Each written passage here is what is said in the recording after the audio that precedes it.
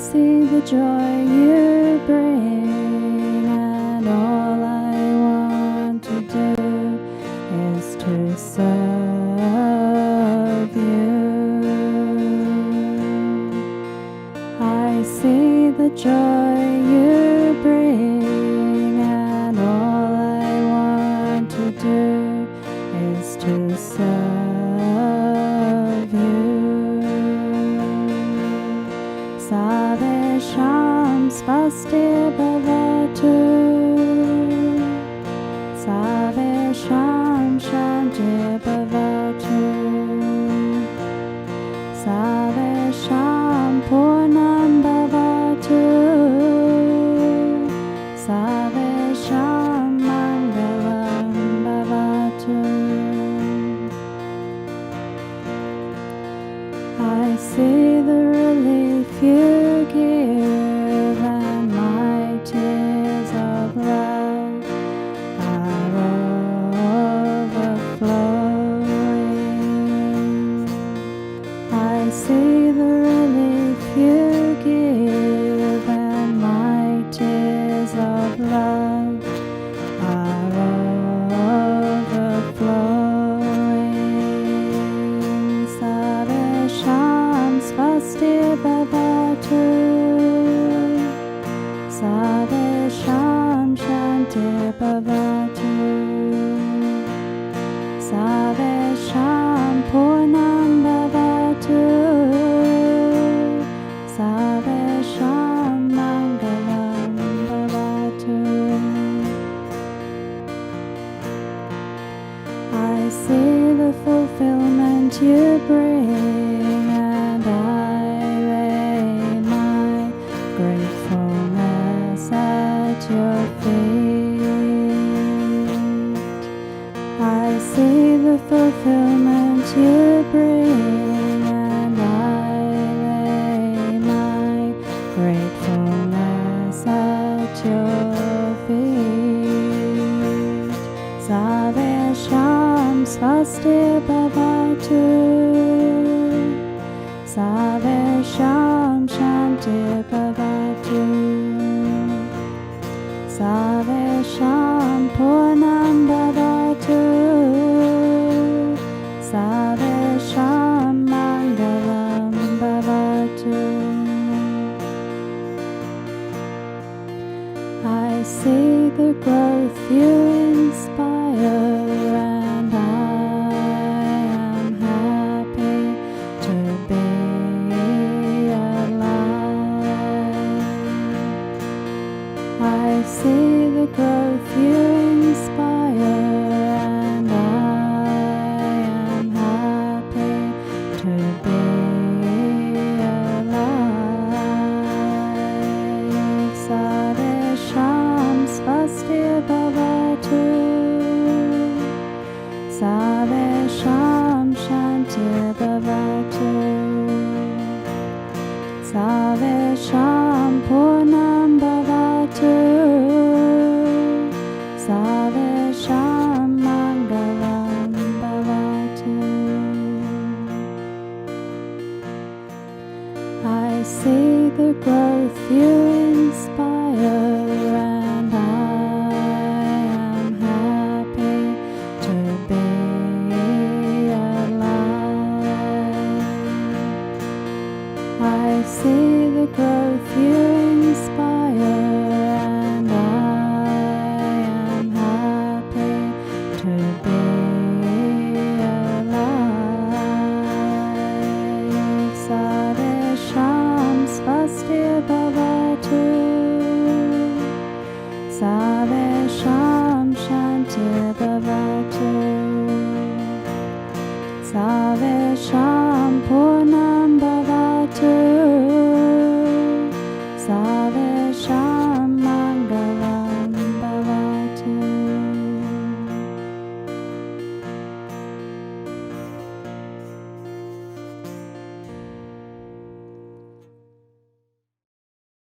You can feel it. It's magical, and it's just like you want to be there. I was like, I don't want to leave it. I just don't want to go anywhere. And there was a sense of joy and also excitement. That power, that feeling, that is just out of this world. It's just life-changing, I think. Everything's life-changing with him.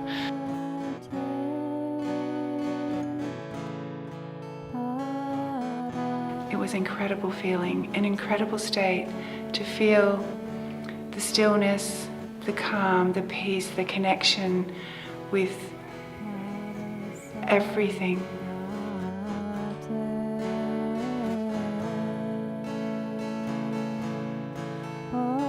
About a minute into it, I just completely relaxed, and yeah, your mind's just really clear, no thoughts. It's just kind of just that moment of bliss. It was great. It was like that bliss and really connecting with God. And I think I said, oh my God. It was just the purest, most gentle but divine feeling I've ever had in my life. Oh no, that was just so special. I don't even know if I could put that into words, but I can feel myself misting up when I think about it. It was profound and so special. It's just joy coming through, and it's amazing. It's powerful. It's very powerful. His ability to share his Satori state and clear through all the many people's blockages that sit with him is very unique. I don't know of anyone else that can do that. When Sri Avinash does this, you feel the energy instantly, of the calmness and the peace. His patience and his love just drive the energy to come within you, and then you're able to relax and actually receive it. Well, he's the guiding force. You can see that that he controls that divine energy, and he can direct it. Yeah, and that's what's so special about him, I think.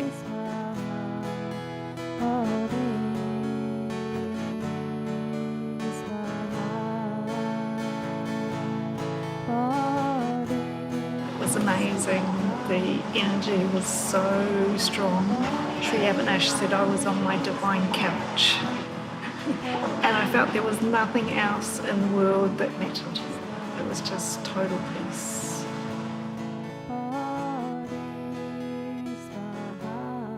Love. Pure, unconditional love. And that's when I started crying, was because I just felt my heart expand. And to me, that's what God feels like. Sri Avinash is saying that's your soul, that's who you are. And to see that and feel that and share that is just beautiful. Not only me, but Sri Avinash can, with his sheer resonating power, can just take one after the other, an entire room full of people, and with varying times, give everybody that experience, or at least close to it. It's just, there's no doubt in my mind. I wasn't even sure what I was chasing until that moment, and now I know what I'm chasing.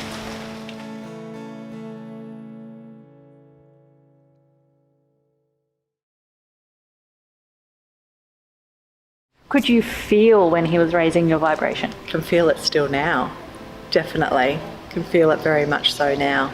And other people that I spoke to as well, other people also felt it. So when I woke up, I just said, what did you do to me? Like that pain in the head disappeared, that sore throat was gone. It was really powerful. He has something unique. I had surgery about 8 months ago and had some of my organs completely removed.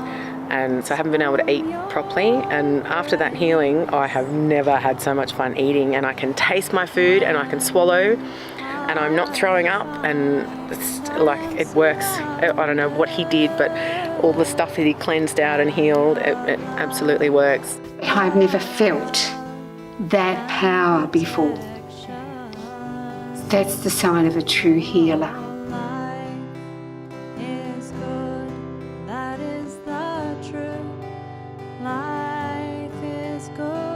Our body is constantly healing itself, but when it fully flows, we become very healthy physically and mentally. That's how it works. When I'm healing someone, what I'm doing is using energies to feel their being with that ancient light. Love, joy, peace, contentment, gratitude, lightness, expansiveness, all these qualities. When I'm doing my healing is I'm infusing these qualities into your soul. Right now, from this private healing, it's the first time I didn't remember what it felt like to not have a headache or to be in pain, and it's the first time that I can actually look at a light and it doesn't hurt. Went home that night and it was an amazing sleep I had. It was probably the best sleep I've had in my life. It just went. I don't have any pain in my spine whatsoever. None. And I normally wake up every morning and try and crawl out of bed. Healing. One of the most powerful experiences I've been in. It was extraordinary.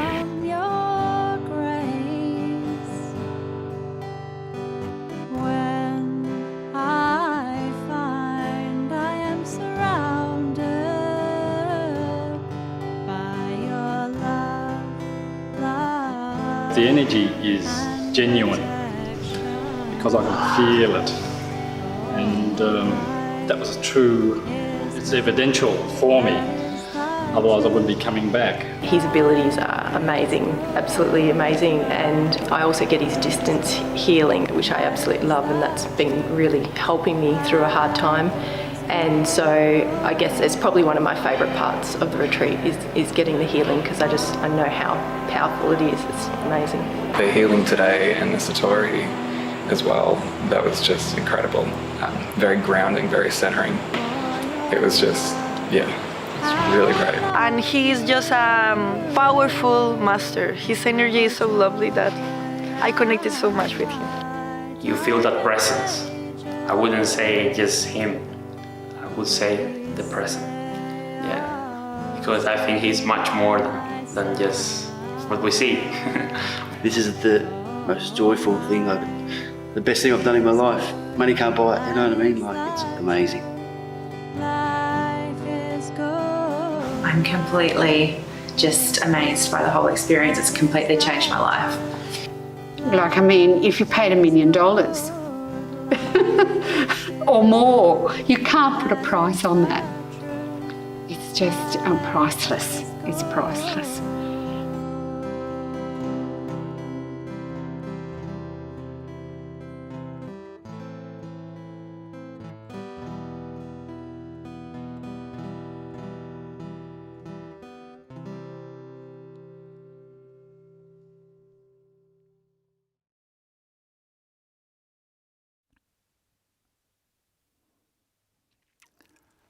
Hello, hi there.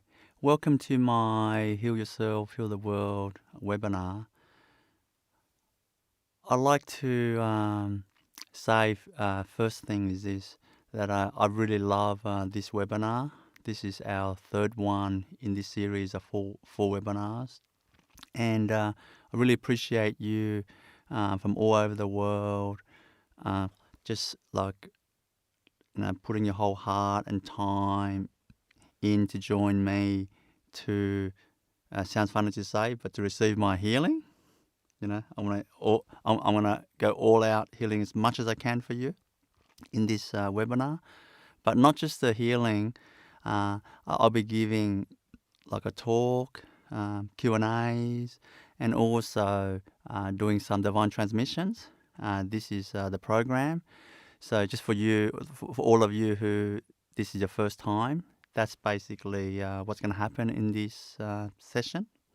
So without saying too much, because even though it's around 2 hours and 45 minutes, this whole webinar, it will go very quickly. So I like to just get straight into it.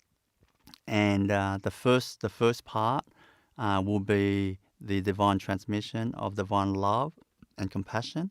So all you have to do is just close your eyes and just feel yourself receive the transmission.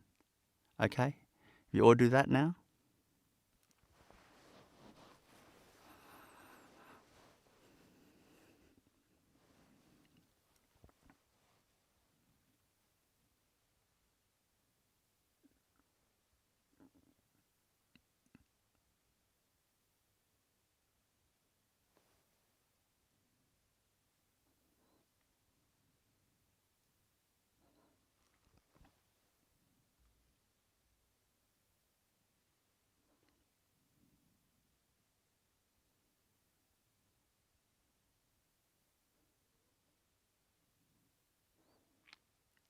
To begin, I'd like you to just move to your heart space.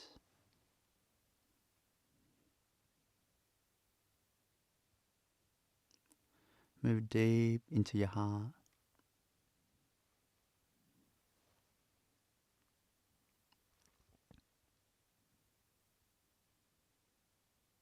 And feel that beautiful divine love energy as I transmit that right now.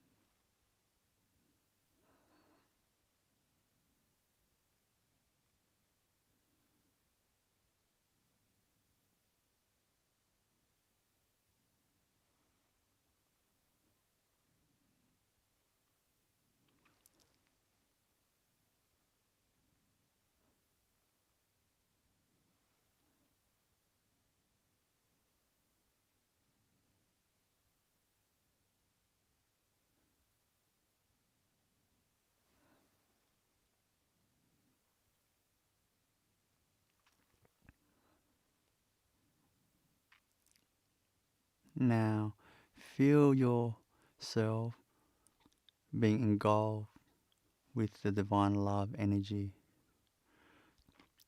Imagine a 30 centimeter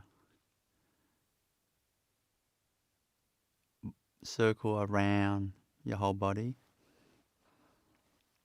And just imagine that's being filled with divine love energy.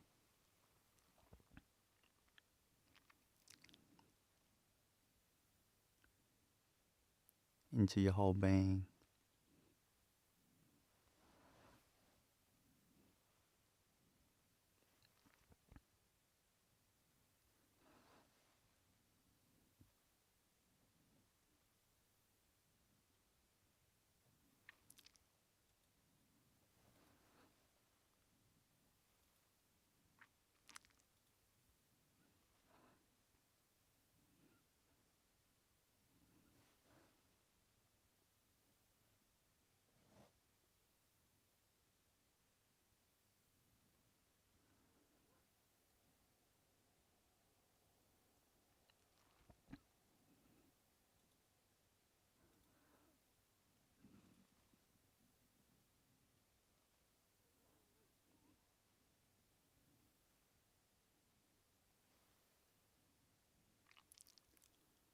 Now, I will find your spirit or your soul.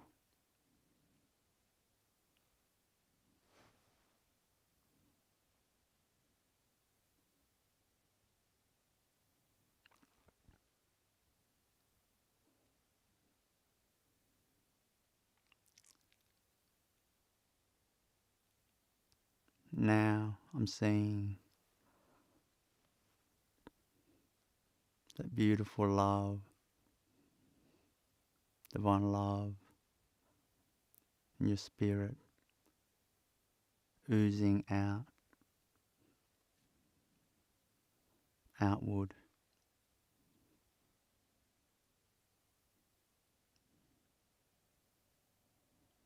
Expanding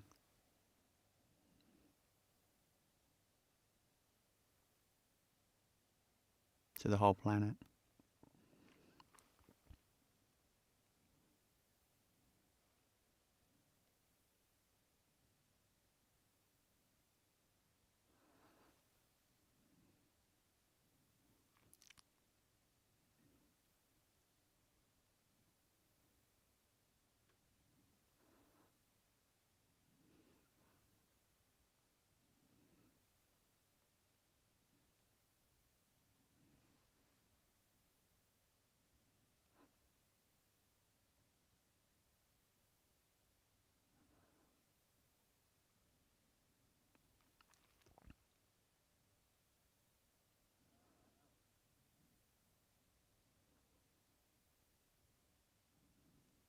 know there is never a shortage of love inside you. Always know that.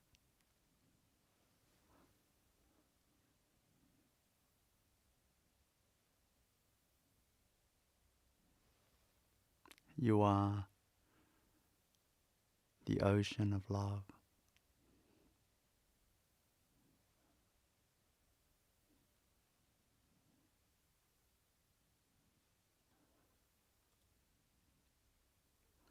Feel that divine love energy filling up every cell in your body.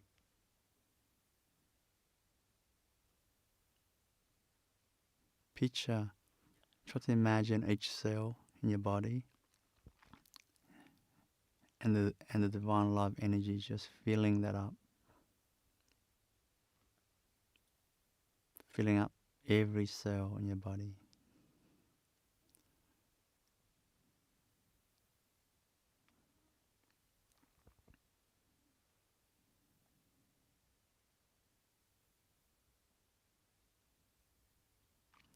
Feel how beautiful you feel right now. Naturally. Inside you. Without the need to achieve anything or prove anything. Feel right now, right this moment.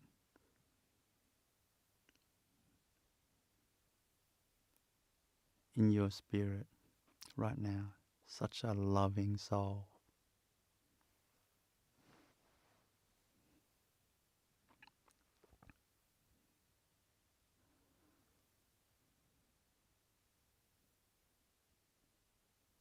Such an incredible soul you are.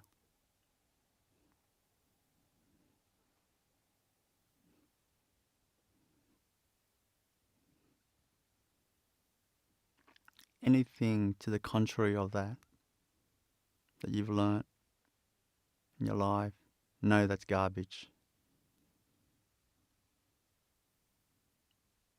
You are that incredible soul. Feel that right now as I'm seeing that in you.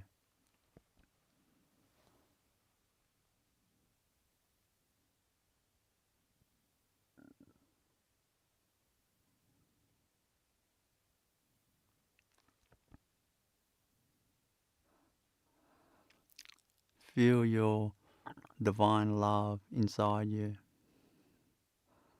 Feel that divine love overflowing, oozing out of you.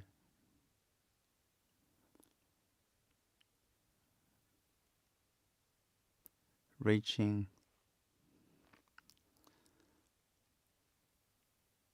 your family and friends.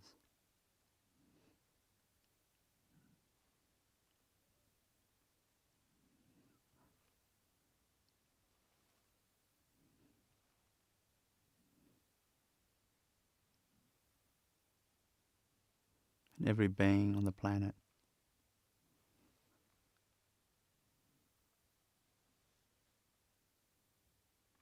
Feel how nice that feels.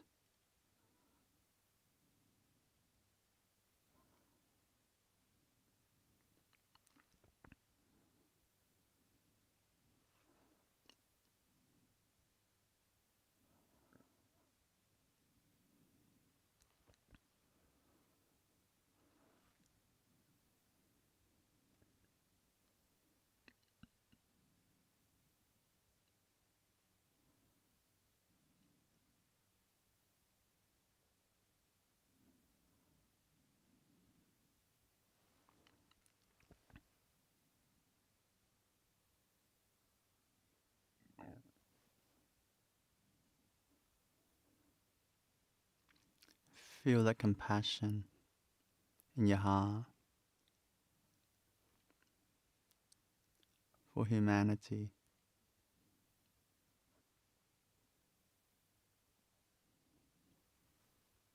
the whole of humanity.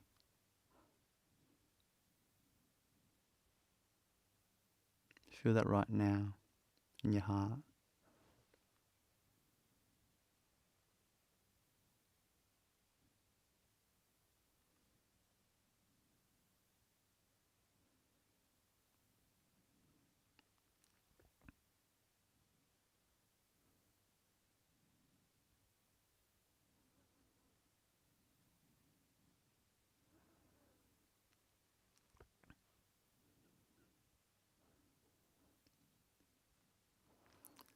I will now just spend the next few minutes just communicating to your soul through these divine whispers. But it'll be silent, you won't hear that outwardly, but your soul will hear that.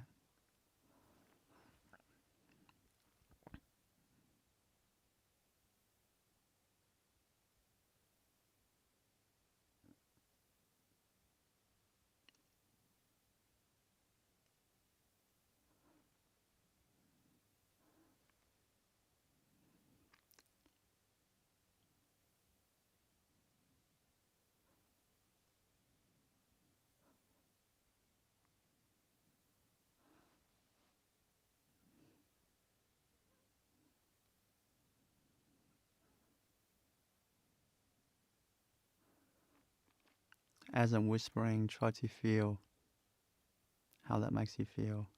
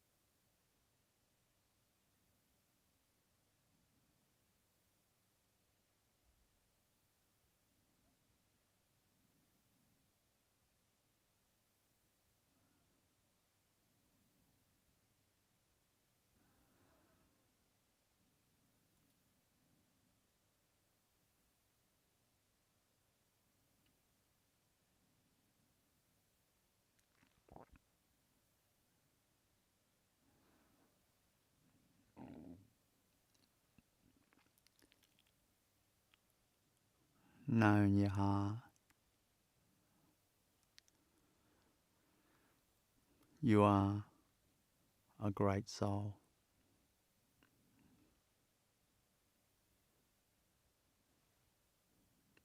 Never forget that.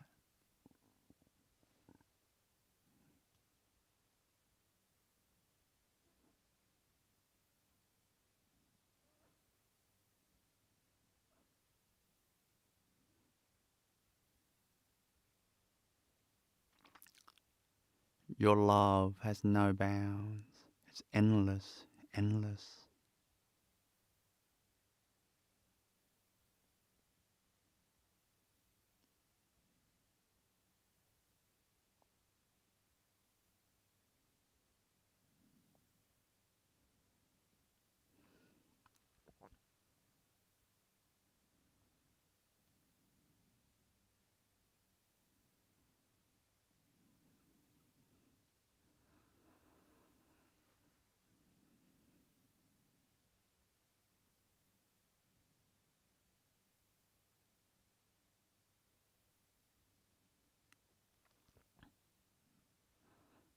You have compassion for every being, what they go through.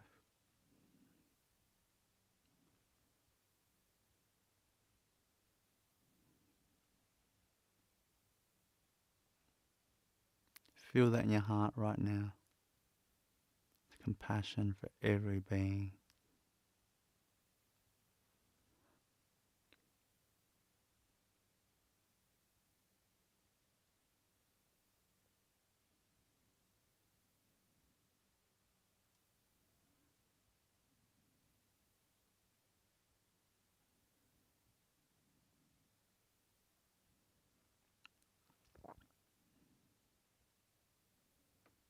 Your love and compassion for every being. Look at how nice and soothing that makes you feel.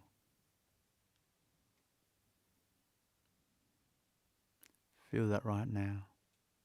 So nice and soothing.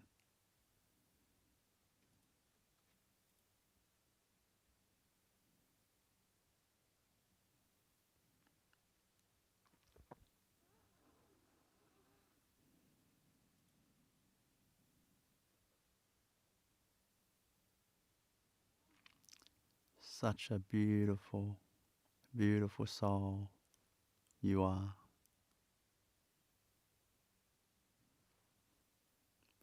Feel that beauty in you right now.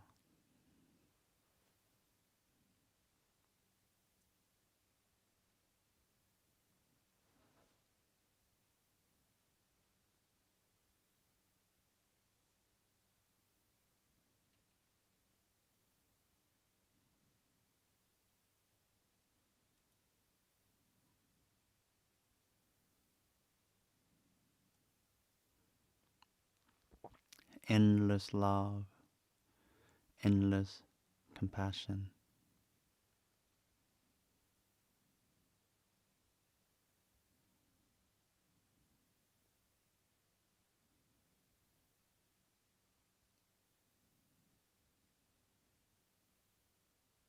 Never forget who you are.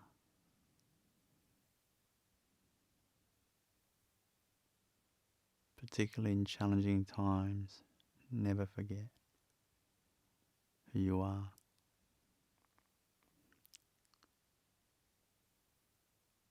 A soul of goodness and beauty. Feel that right now. Full of goodness and beauty.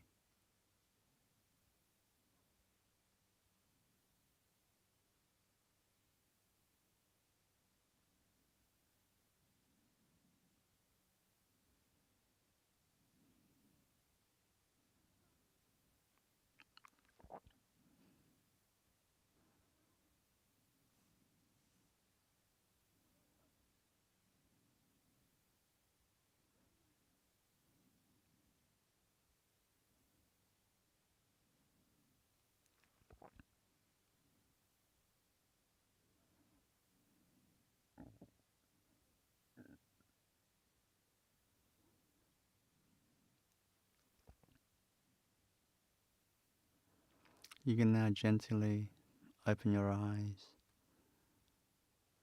and we'll end the transmission.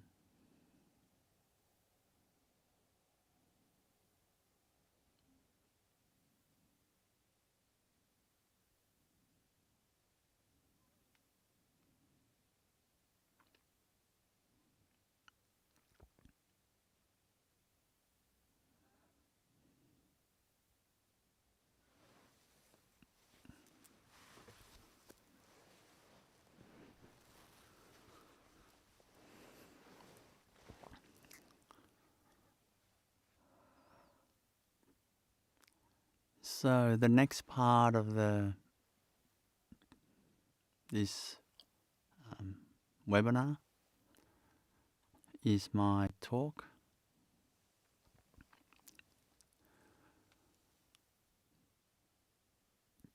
And in this talk, I'd like to share with you about how to be happy living on this planet.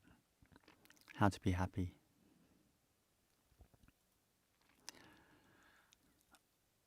I want to share with you exactly what you need to do, how to be happy. You know? It's not what you should do or anything, but just straight to the point, what you actually need to do to be happy. In other words, what makes a person happy, you know, like this. First thing I can share with you is that it's nothing on the outside. Happiness has nothing to do with the outside. It all has to do inside. When I say it has nothing to do with outside, it means it doesn't matter how successful you are. It doesn't matter how much money you have. It doesn't matter how many friends you have. It doesn't matter the mansion you live in. It doesn't matter whether you got no money or a lot of money. It really doesn't matter if you're famous or not famous. Nobody knows you. It has nothing to do with those things. And you don't even have to even believe me on that. All you have to do is just look at the planet. You know, look at the planet.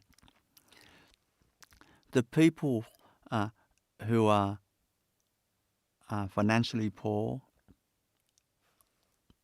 is full of unhappiness. This planet is plagued with unhappiness. You know, the people who are extremely wealthy, rich financially, they are full of unhappiness as well. That's why my Master Amma says beautifully, she says, see, the difference between rich people and poor people and financially poor people is the poor people cry in their hut, dirt hut, and the very wealthy people, they cry in their air-conditioned mansion. Besides that, you know, it's not too much difference. When you look on the outside, it's not too much difference like this. So happiness comes from the inside. The inside. Let me explain what I mean by that. See, the inside means what? See, inside us, there's this spirit, you know. There's this spirit. There's this ancient spirit inside us. This spirit that has a connection with the divine. You know, it has this natural oneness and connection with the creator of the whole universe, like that. So that spirit always knows its connection with the creator. So, and the creator who created the whole universe, the magnificent universe, you know, I can tell you, there's absolutely no question about this. I can tell you, you know, that from my perception, my inner knowing, that this creator is very, very happy. Is very, very happy. I can tell you that, 100%. So, when you go inside you and feel your spirit, your divine being inside you, it has that automatic connection with this, with the creator. So, when you connect, when you go inside you and you start to feel your spirit, your true spirit, you know, then that connection is there. And because that connection is there, whatever that the creator has, you start to have that. You start to have that. That's what oneness means. When you one that means two different things becomes the same one thing. So whatever the Creator has, you start to have that. You start to have not just only happiness, but divine power. Now, this is not just some nice words to say. When you start to know your spirit inside your being, the more you know that, you start to automatically connect with the Creator, like that. Now, so that's one way. That's one way to be happy. To be happy. The second way, I guess, it's still the same way, really, but it's just from another perspective. It's through basically go inside your being and just control your energy. When I say control your energy, what I mean is stealing. It's making energy very still, like calm and still, like this. See, it's not my hand that's making me still. My energy inside me still. So I can put my hand down.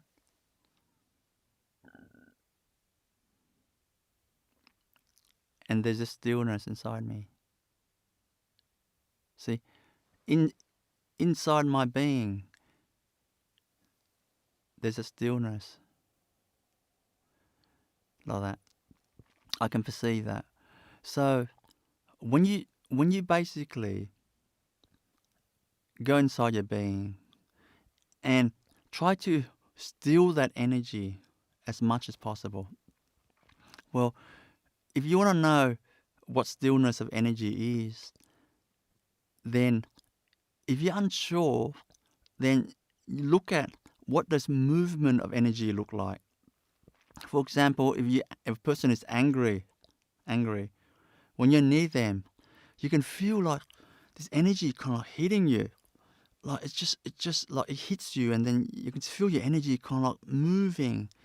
It's like a storm inside you. So energy is moving, you know.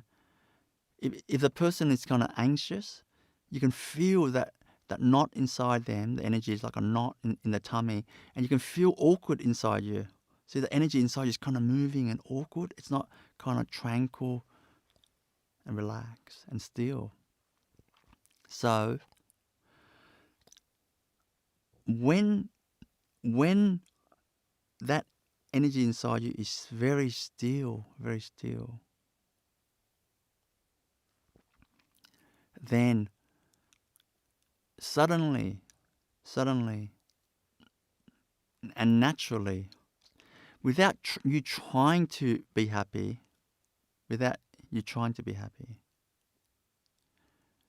naturally there's a lightness about you. Just comes out, it just oozes out of you. Like your face, there's like a peace and lightness about you, you know. Joy comes to you naturally, you know.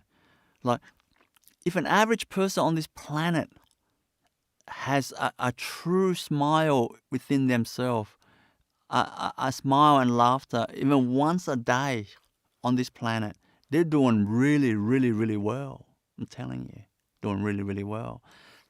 But check this out. When your energy is very still and calm inside you, very still and calm,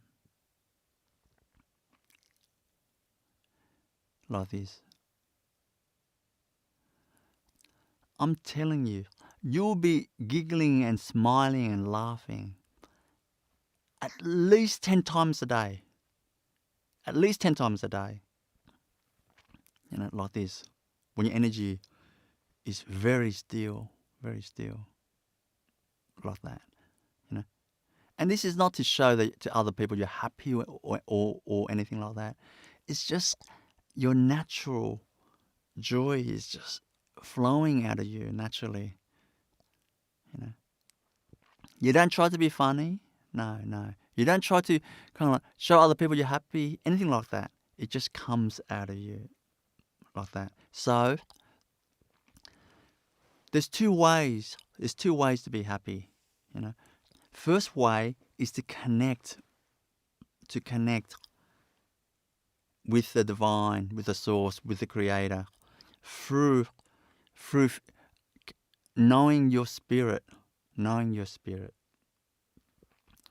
that, connecting with your spirit. And automatically, when you know your spirit very well, immediately you will connect with the creator very easily. It's just a natural way. Of course, another way to do that is connect to the creator directly through prayers and love of the creator. Directly, outwardly. Direct that towards the creator. So you can do that way as well. And the second way is through, like I said, is through stillness of energy, and that is through meditation, and using different meditation techniques, but not just through meditation, but just like loving that tranquility inside you, just loving and kind of like valuing that and finding that precious. See, the funny thing is, even in sports like this, even say a contact sport, like rough contact sport, which I don't recommend anyone to play. Let's say rugby. You see, even that rugby. If a person is not calm, the energy is not calm and peaceful inside them, they're going to be nervous. So when the team member pass them the ball, they'll tend to drop it, even though they're like amazing rugby players. But if they're not calm and peaceful during the game, they're going to make a lot of mistakes, and they're going to really stuff up their team, and they're not going to be in the team very long, if they're playing for their country or whatever, like this. So in sports, like say even tennis. So if a champion tennis player, if say the second serve, if they're not calm and peaceful, like I've heard of say like champion tennis player, when they're playing in the Grand Slam final, for example, they get so nervous, particularly if it's the first Grand Slam. They get so nervous that that like one player said that their racket felt heavy like a brick because they were so nervous. So did they win that? Did they win that finals, the Grand Slam? No, they lost because they were nervous like that. So if in sports, athletes and champion sports people know the value of calm and peace, then so that they can become the best at what they do. So as normal people, we don't have to be champions. We should value that calmness, that stillness of energy inside us, that peace, like it's precious, like that, So, so that's what we should really value if we want to be happy, Now, that might sound very simple. But I'm telling you, we will not go for that. We will not try to go and find our soul, our spirit, that great ancient soul in us. We will not bother searching for that,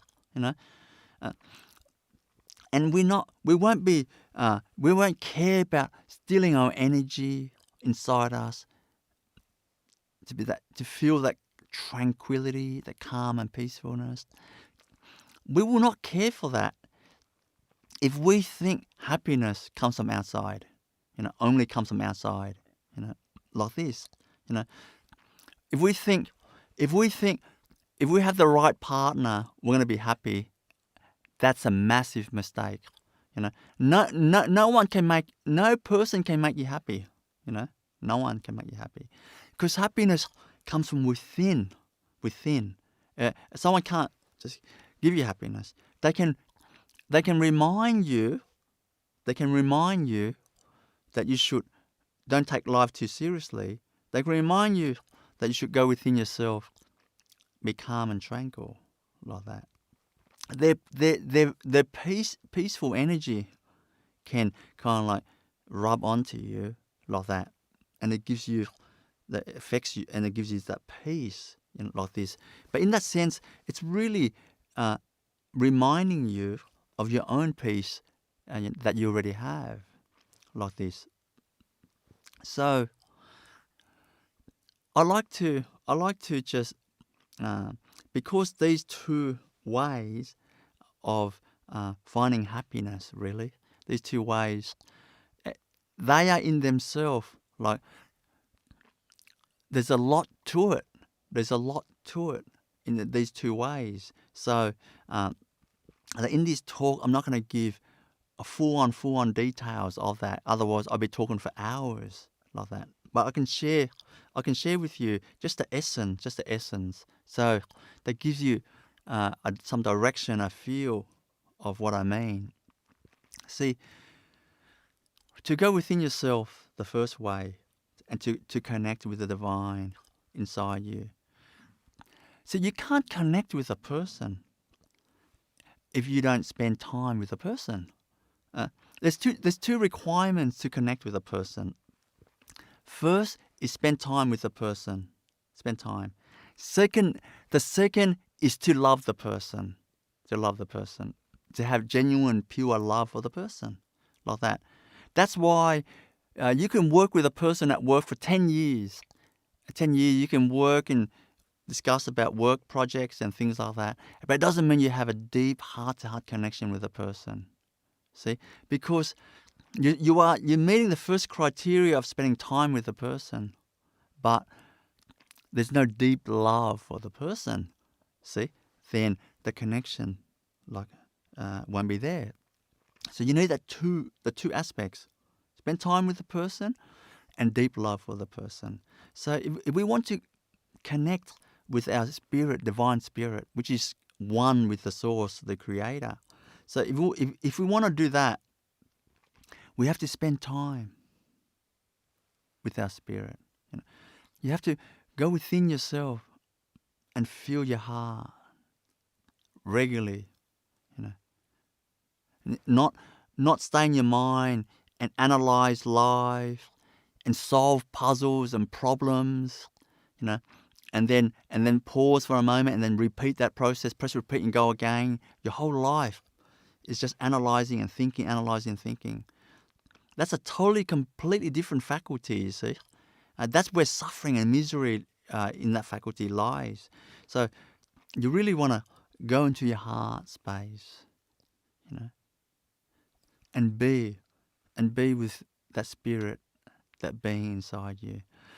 If a person doesn't know what their spirit feels like, what's like, all they have to do is just genuinely search for that, and just go within themselves. Just try to feel their heart and feel that.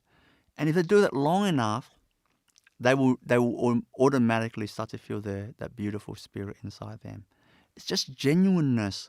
That's all, genuineness. It's not some special techniques. It's just sincerity and genuineness. And then that happens automatically, like that. So, really to love that spirit inside your being. Love that. When a person says love, I want to learn how to love myself. See, to learn how to love yourself is to learn how to love that spirit inside you. That spirit is yourself, is your true self.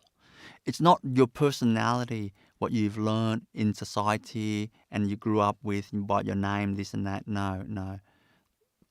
it's really, to basically you got to love that spirit and spend time with that spirit, and then from there happiness will come.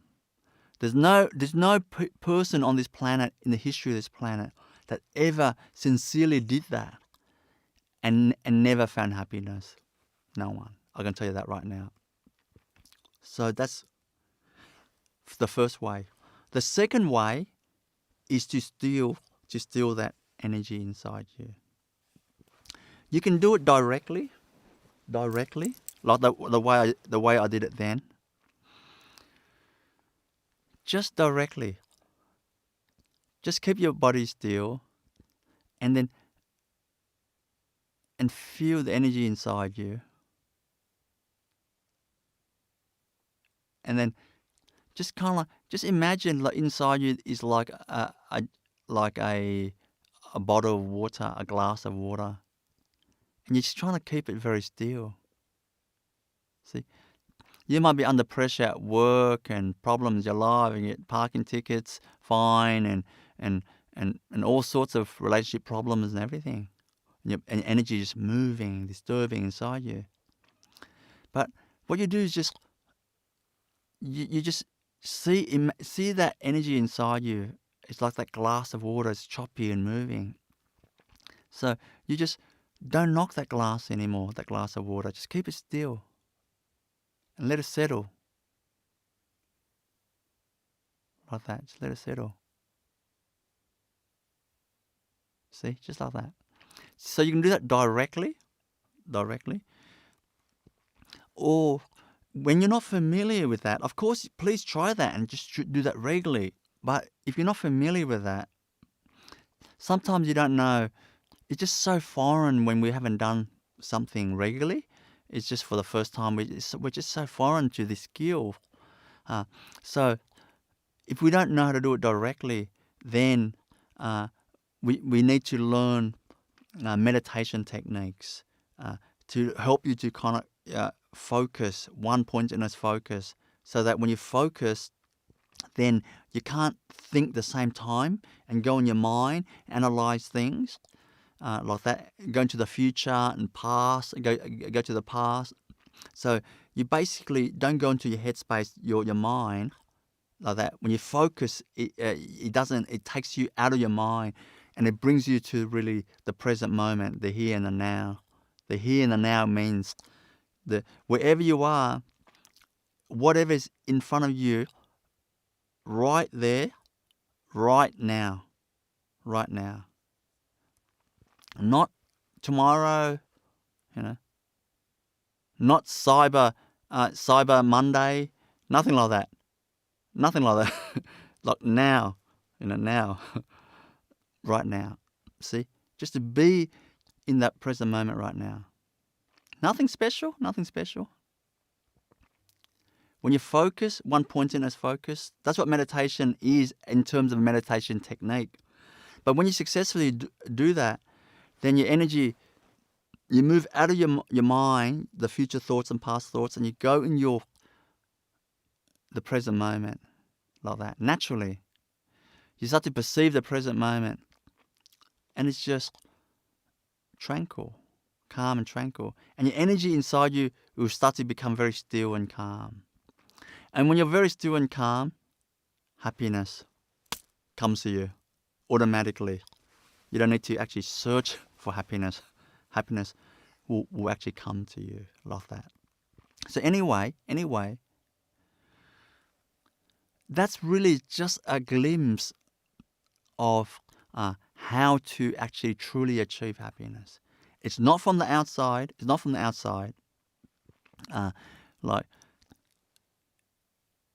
See, to pursue, to know, to believe that happiness comes from the outside, and going for it all your whole life, and then finding out that it's just misery, It's such, I wouldn't say it's a waste of a journey, a life journey, but I wouldn't say it's a waste, but it could have been a much better ride, It could have been a much more beautiful and smooth and rich journey That's all, like this. When we actually straight away get it right, get it right. And I'm sharing with you, directly from my personal experience, where I've pursued both these methods, and any any goodness in my life, any joy, any gift that has come to me, any wisdom, anything that has come to me, has been blessed through these two methods, really. And both these methods really ultimately lead to the oneness with the divine, connection with the divine, or the oneness really with what you call emptiness, or that spaciousness, the emptiness, which is really the same. Ultimately, it's really the same as the Creator. Really, they're just two different ways to look at it. That's all. Anyway, that's what I like to share with you, all of you, to remind you, we need many reminders. We need many reminders, like this, to help us remember, to not be caught up in the things that we think that actually makes us happy. Because we believe this, on the outside, fame, fortune, success, all these things, relationships, perfect relationships, see, all these things will make us happy. But it's actually the contrary. No. Not that there's something wrong with these things. No. But it's not where happiness lies. When you start to sincerely go experiment and sincerely search for this way that I'm sharing with you, then happiness will come to you.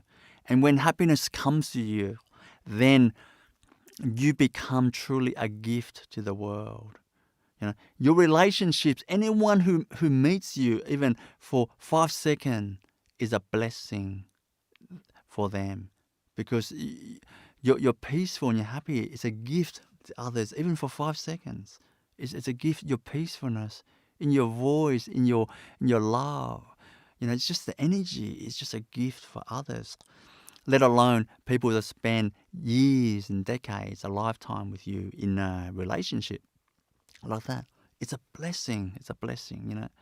Instead of entering relationships and we just don't know, there's no happiness, there's no calmness and peace inside us. We're kind of disconnected. We're kind of lost. We don't know our soul, our spirit.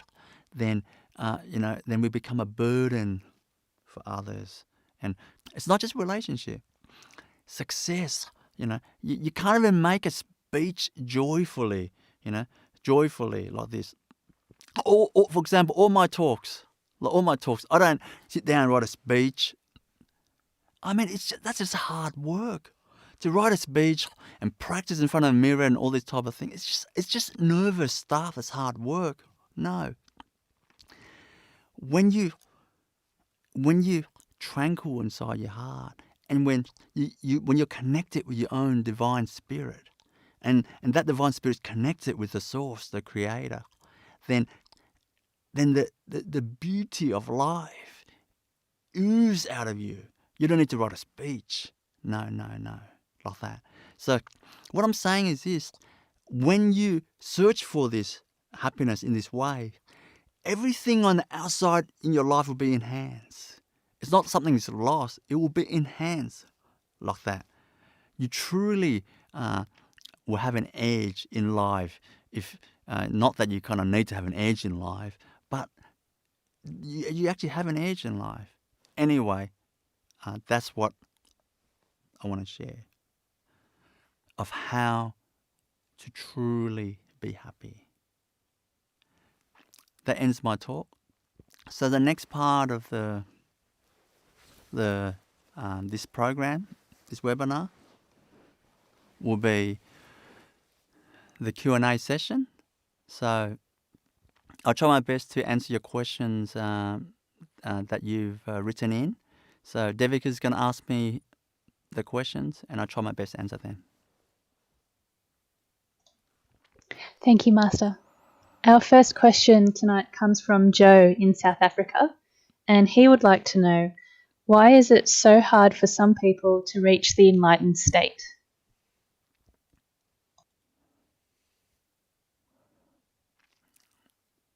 You see, the enlightened state, first thing I want to say is this. See, depends on which civilization, in terms of which planet we actually live on. If we live on another planet in the universe that is very highly evolved civilizations, very, very highly evolved in terms of the whole planet, the beings on that planet, like that, then enlightenment will be actually very automatic. It hardly needs any effort. It's actually very straightforward and simple. You know, they will just a child will just be grows up in a society, and the child will be introduced to this concept from like basically from a baby, you know, even before the child is born, even in the tummy already, the parents is already like infusing their love and wisdom into the baby already before the baby is actually born, like this. And when the baby is born, the wise elders, the ones with actually has the power, you know, the power of love. It has the highest. They're just oozing with divine love. See, that one will be helping to guide the child, and they'll be just transmitting into the child it's just the divinity into the baby, and it starts to educate the baby about how life truly works, the connection with the divine, and how to invoke that connection. Actually, everything I'm trying to share to you, you know, like this. See, the wise elders will be sharing this to the child, like this, and then the child will.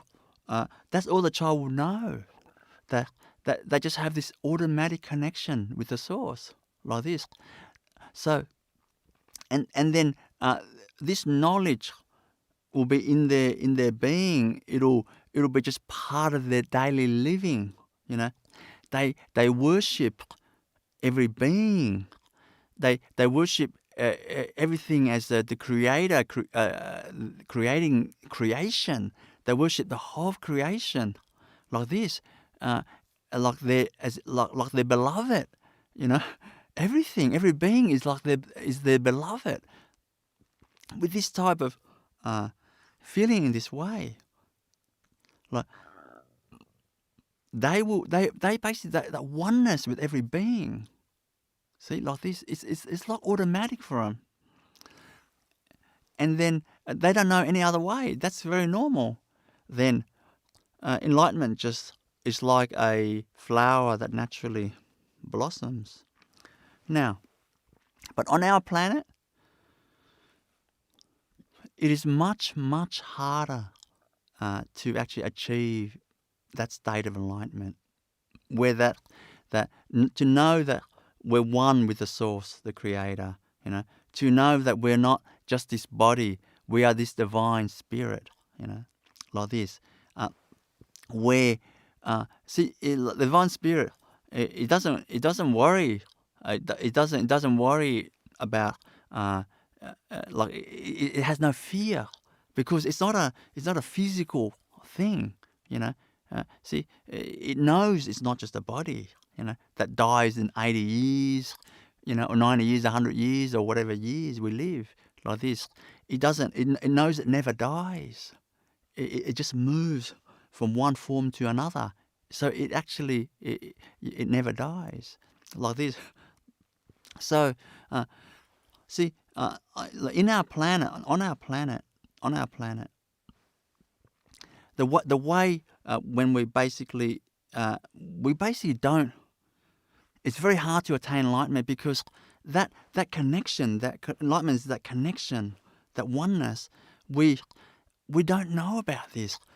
We go to in primary school, like me. I went to primary school, high school, university.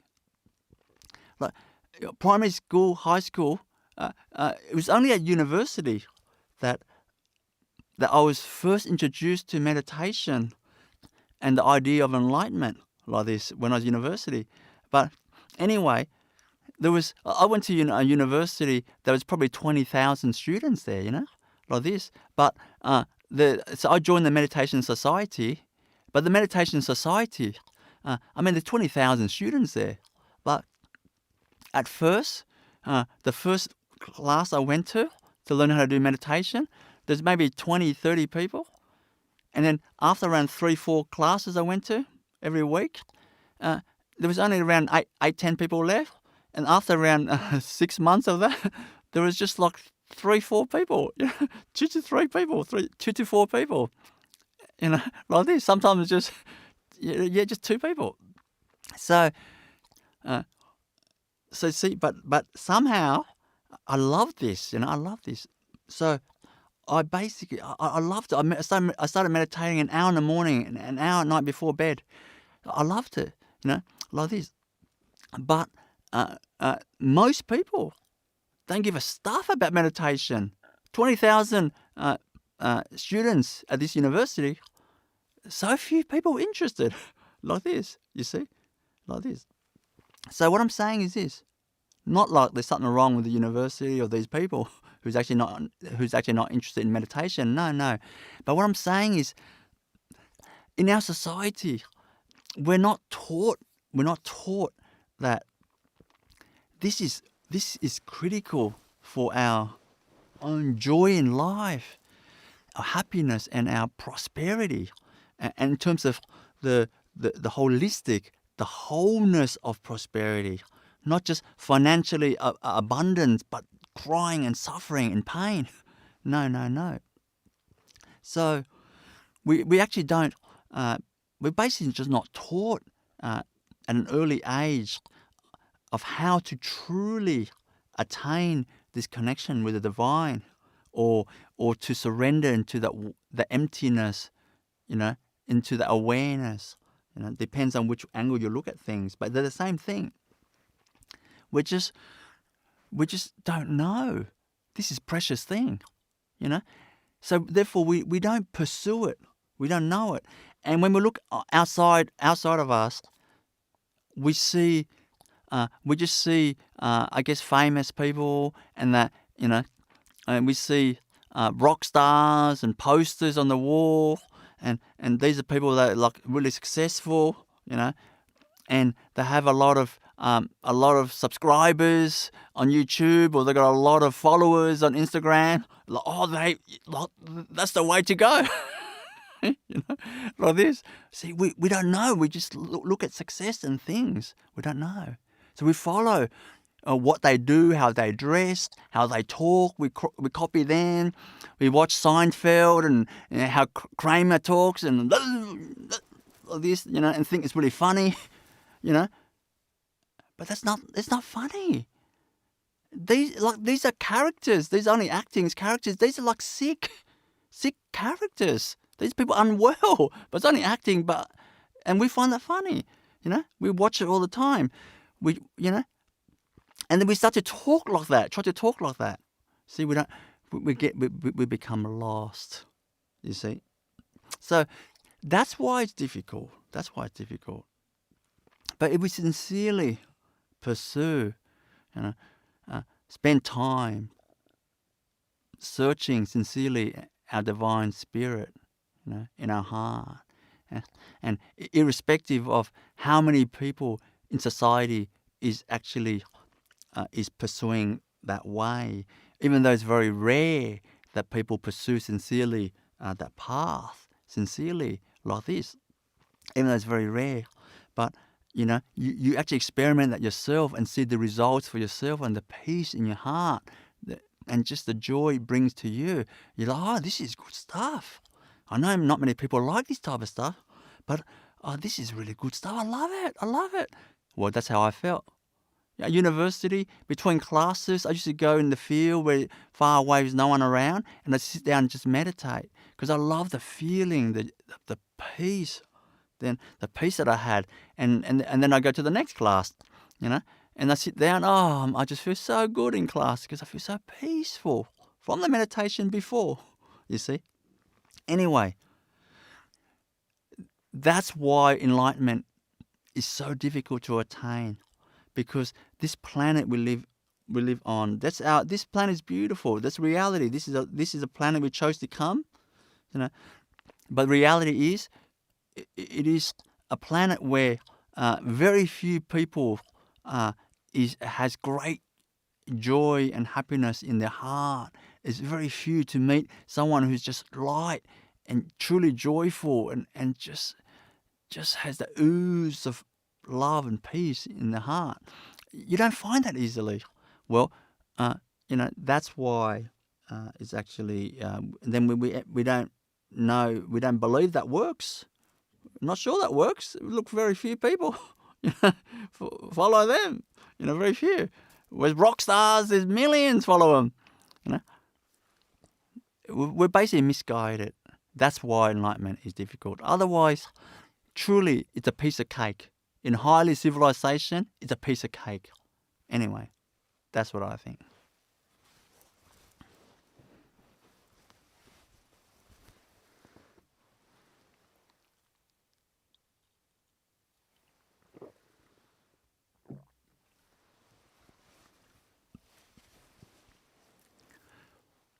Next question, Devika.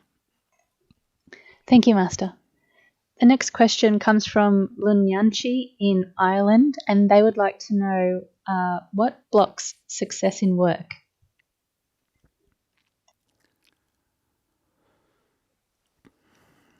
Basically,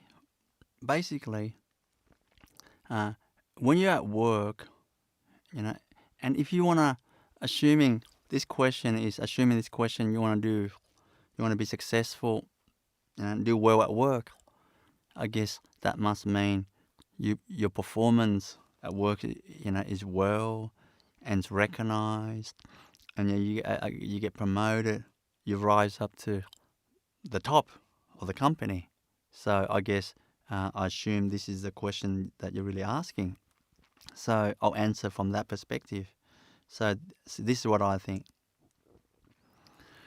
See, if you want to be successful from that perspective at work, you want to have the right attitude. It's all about the right attitude, because at work, many people work hard. So if you're kind of competing hard work against hard work, you need to work hard. But if you're going with that dimension only, it's kind of, I would say it's kind of hit and miss.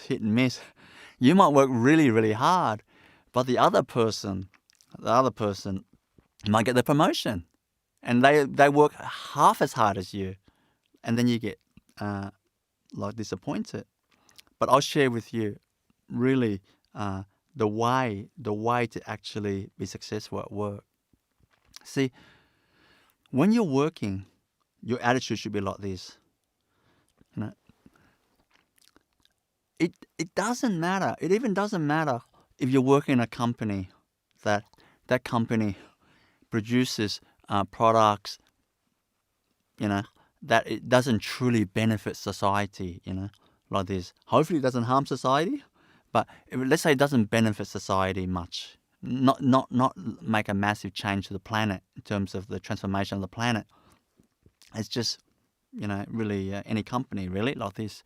So even assuming a company like that, you really should work in that company with still this attitude I'm going to share with you. You basically want to work like as if it's your own company, as if it's your own company. In other words, you try your best. You try your best. You're not like working and checking the clock and trying to see, oh, is it, oh, can't wait to finish this job. Can't wait to finish this job. Can't wait to go home. Oh, had enough of this place. You want to work as if it's your own.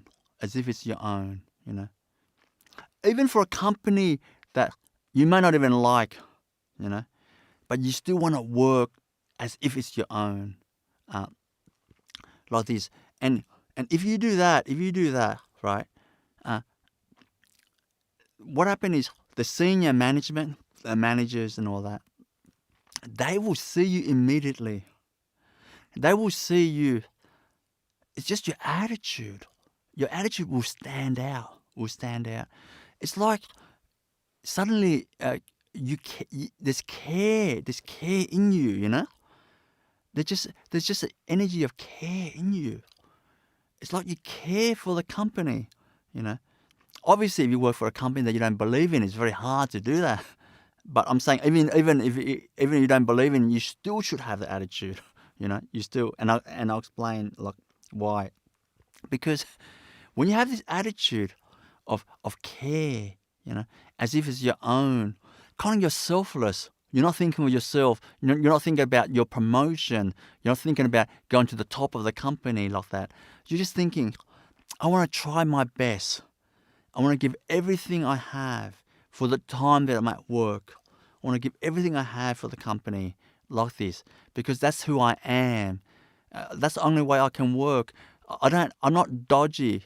I don't work and try to try to want the high pay, but I don't give a stuff about the company.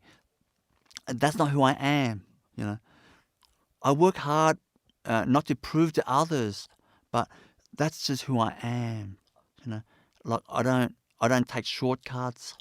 I give it my best shot, wholeheartedly, like this.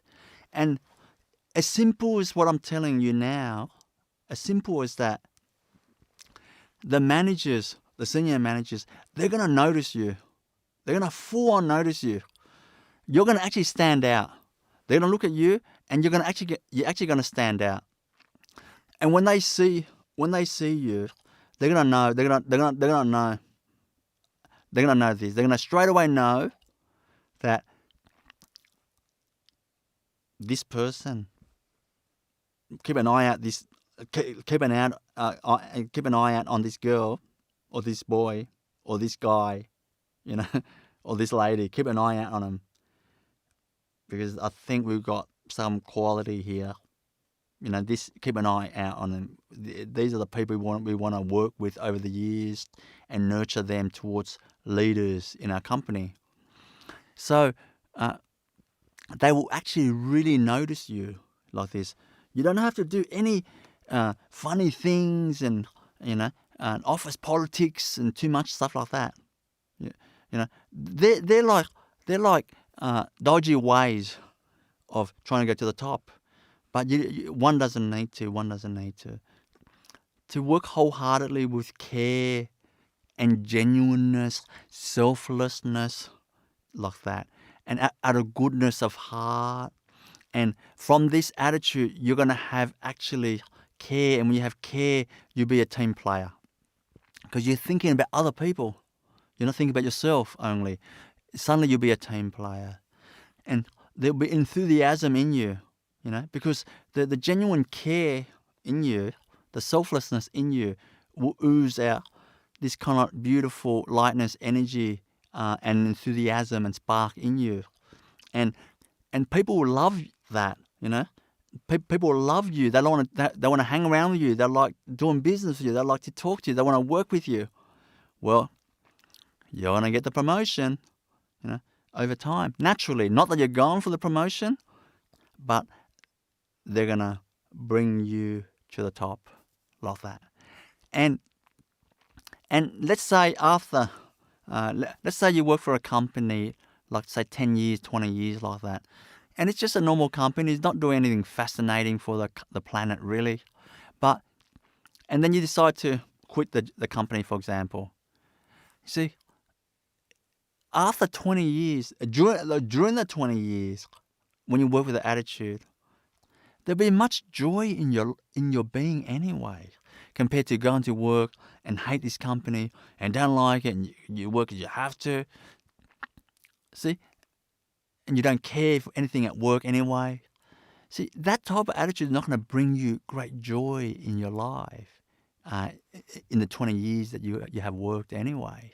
So that's what I think. If you want to be you want a great success at work, work on having the right attitude, the selfless attitude, the same attitude how you should live in every day of your life anyway. Okay. That's what I think. Next question, Devika. Thank you, Master. Our next question tonight comes from Eva in Austria, and she would like to know, how do you deal with loneliness and uncertainty?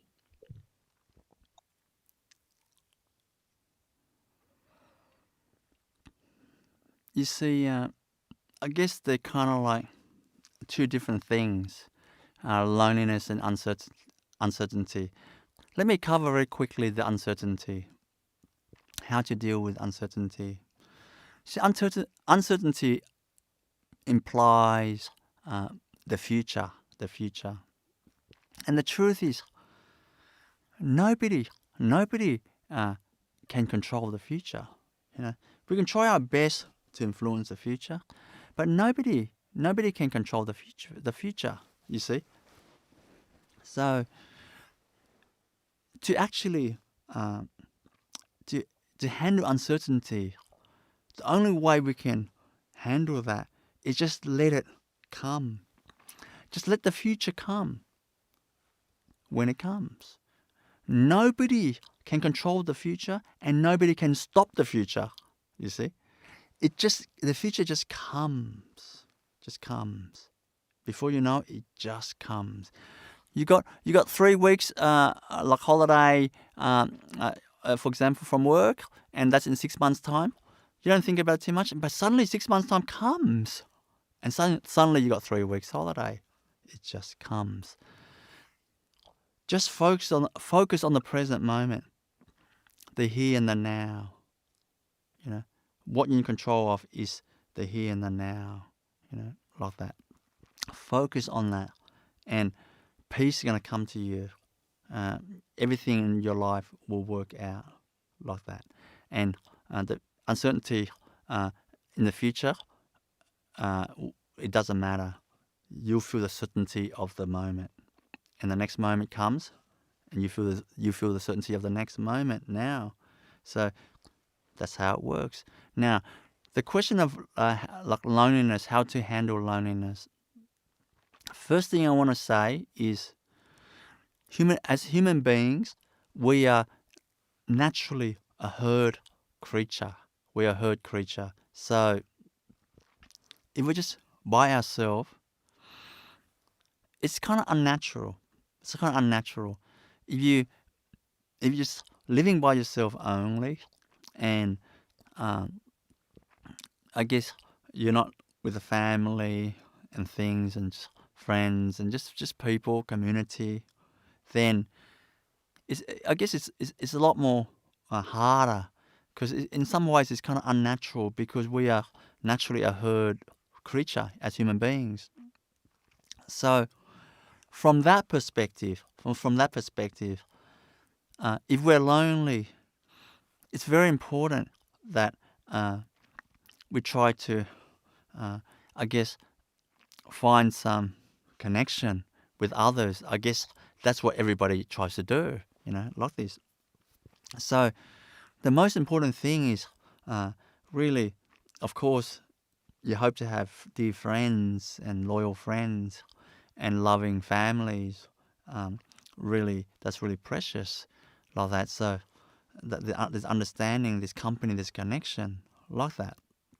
And also, it's really good to be part of a community. Like if you belong to a religion, you should participate. In the community of that religion. Like this. If you belong, or if not, it's really important to connect in some common volunteer groups or something good.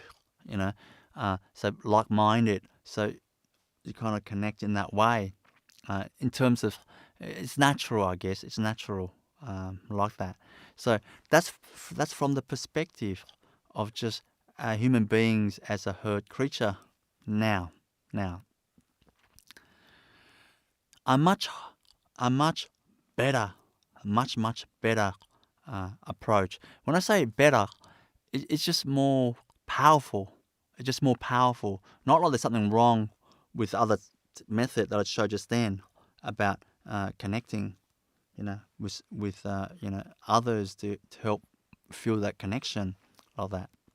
But this method actually is just more powerful in a sense that when you're lonely, you basically that loneliness is in your mind. It's a feeling of disconnection, a separation from others. So it's just in your mind. See, a person can have actually heaps of friends, and can still feel lonely. Like this. Heaps of friends can still feel lonely. A person can have in a big family, and they can still have a feeling of loneliness. So you can, or you feel lonely and you go out in a city where there's big crowds. Actually, when you go in a city with big crowds, when you go there, you see people, holding hands and talk to each other and happily sounding happy, and you feel like you're kind of lonely, like this. So when you come home, you might even feel more lonely, because loneliness is in the mind. It's not how many people you talk to, like that. It's in the mind. So when I say it's in the mind, it's an error in perception. It's an error in the concept, because the highest truth is we're one. We're actually connected. Where our being, our spirit, is connected with the Creator, with the Source. And the Creator created the whole universe and every being. So if we actually connect it with the Source, that's the highest truth, then if that's the highest truth, then that connection with the Source is really, and the creation is really, we have natural connection with every being, It doesn't mean we have to go talk to anyone, but in our heart, we actually feel connected. So we'd actually feel lonely. For example, myself, I never ever feel lonely. I never ever feel lonely like this. Matter of fact, on my spiritual journey, like this, most of the time is actually quite a lonely journey from inside your being, like this. But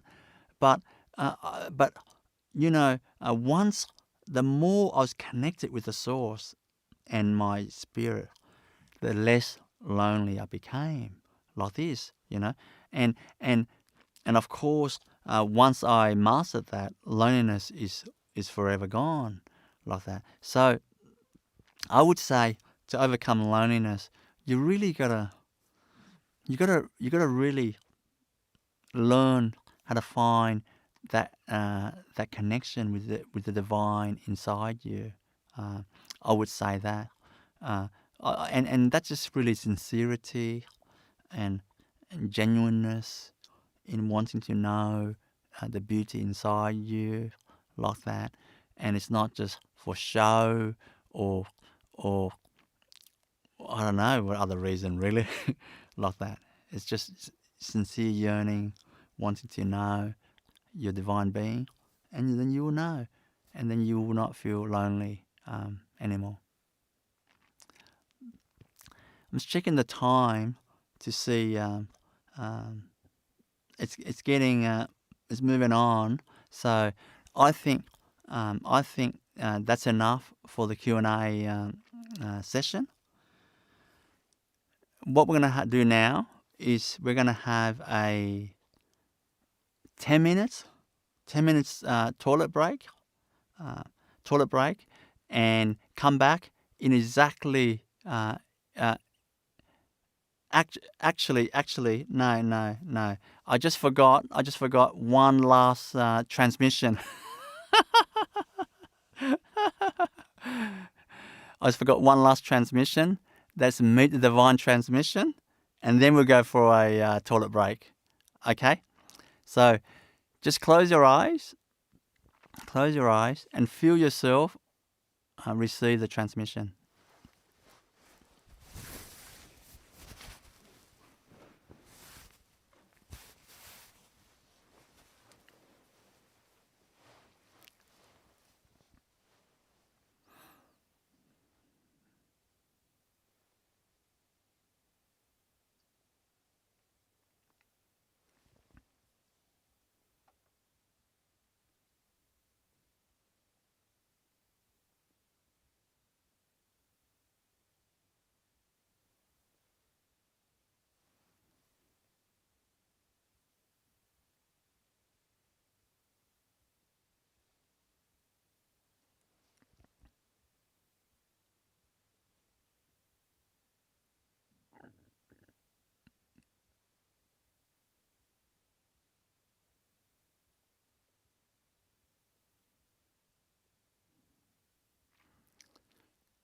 I can feel the spirit in your being.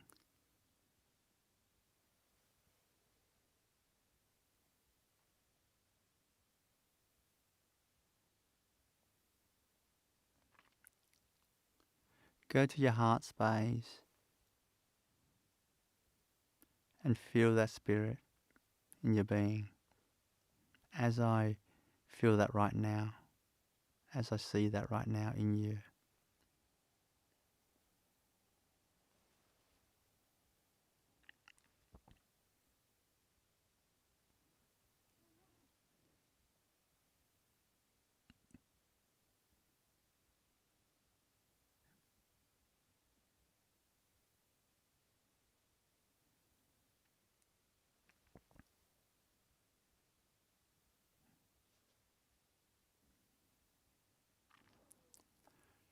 Feel that magnificent spirit in your being right now.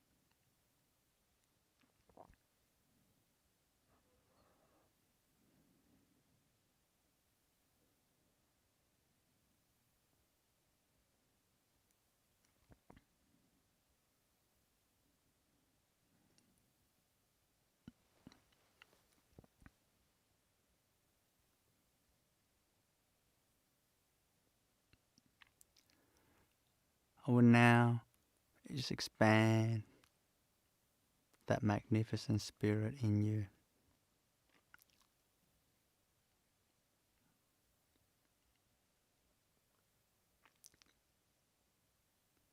Outward,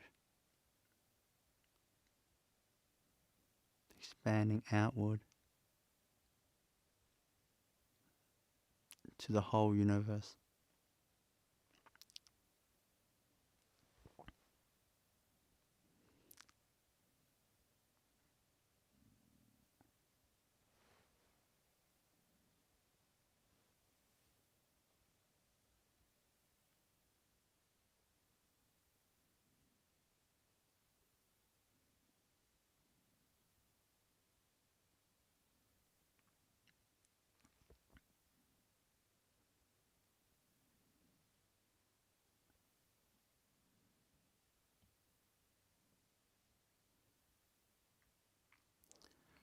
Feel that eternal spirit.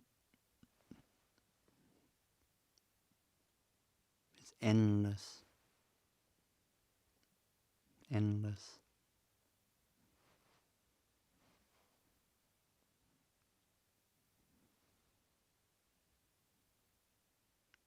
Ancient. Millions and millions of years old.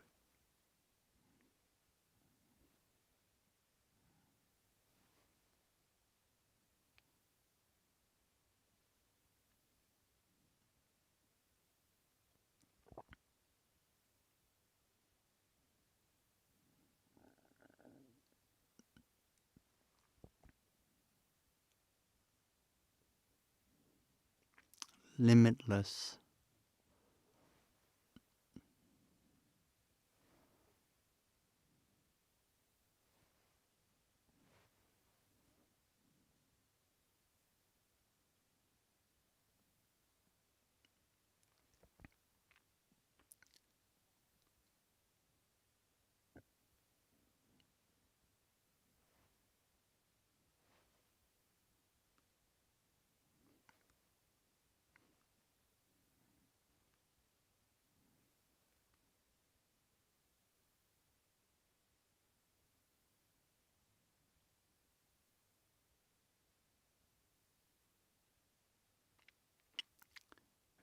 Feel how soothing you feel right now. When you feel that spirit inside you is expansive and endless, expansive and endless.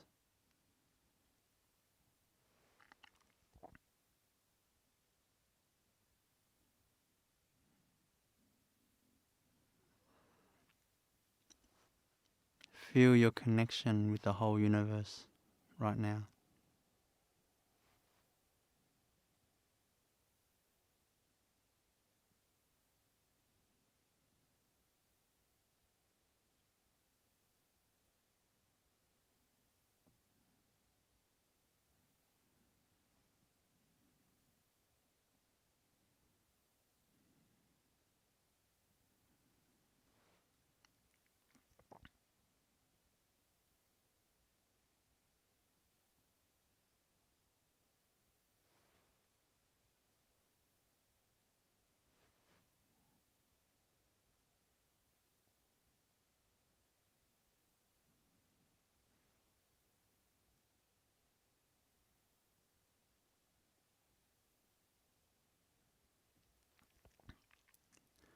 Now,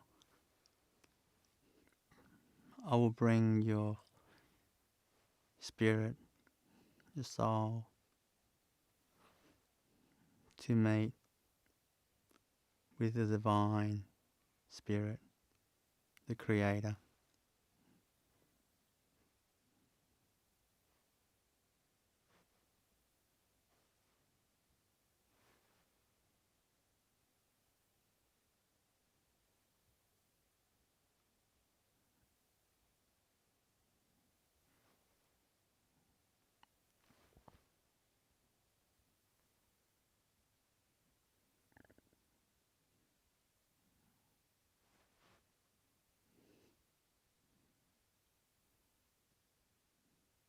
You are now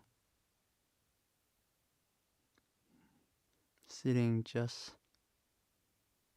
in front of the creator.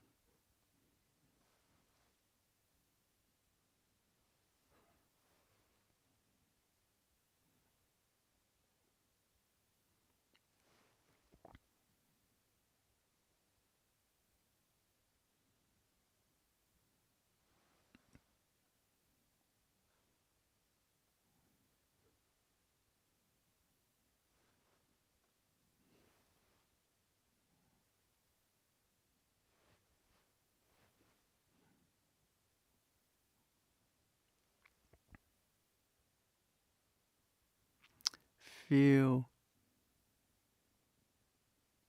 the creator's love for you.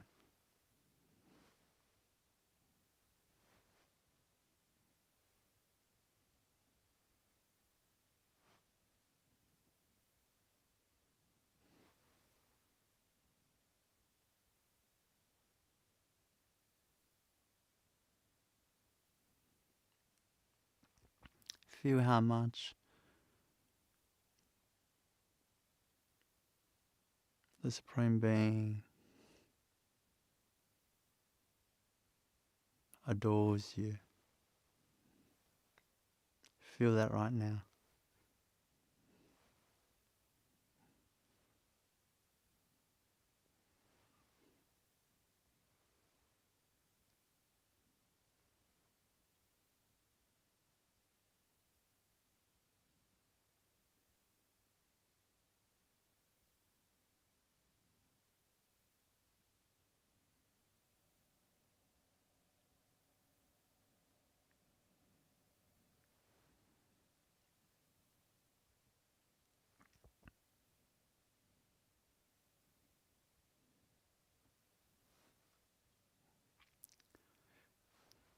Feel that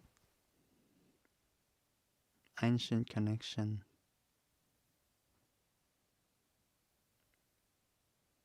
that you've always had with the Source, with God.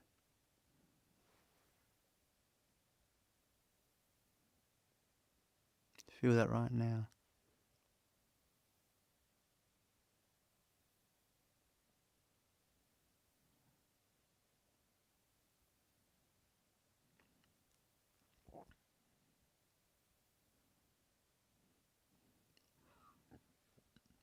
Now, I'm going to merge your heart, your spirit, with the heart and spirit of the divine.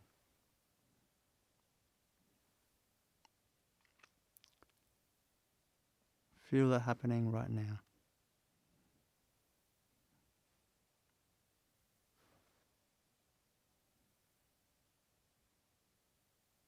Now you're one. You're connected as one.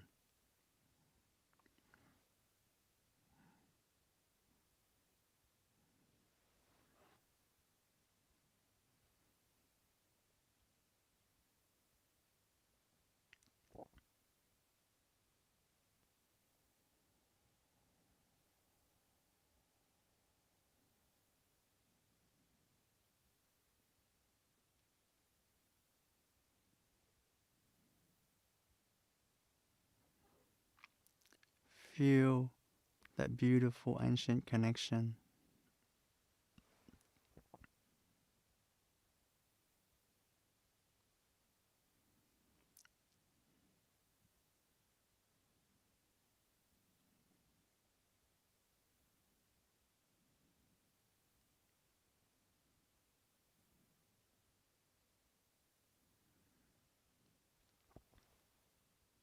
Always remember this divine connection that you have with the Creator.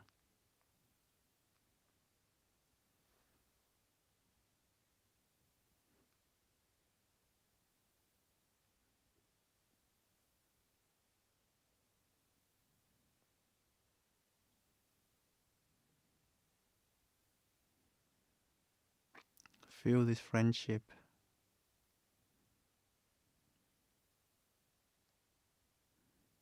This eternal relation.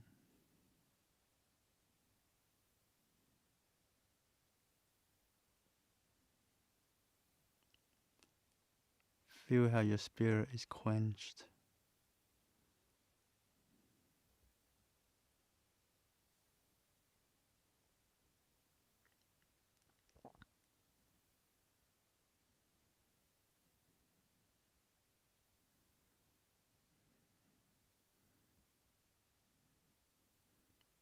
Always remember this connection. Never forget.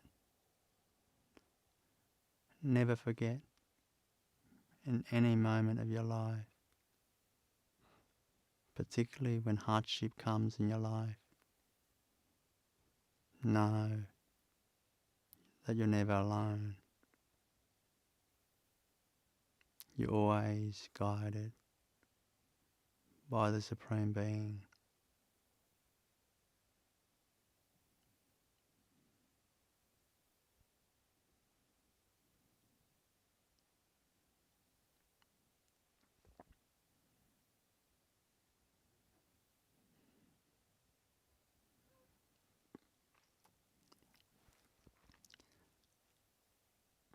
Now I'll just take you back to your heart space.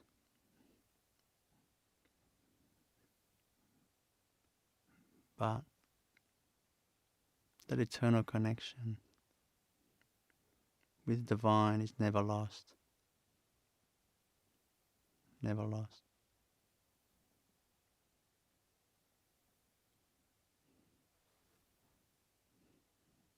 Now you're back in your heart.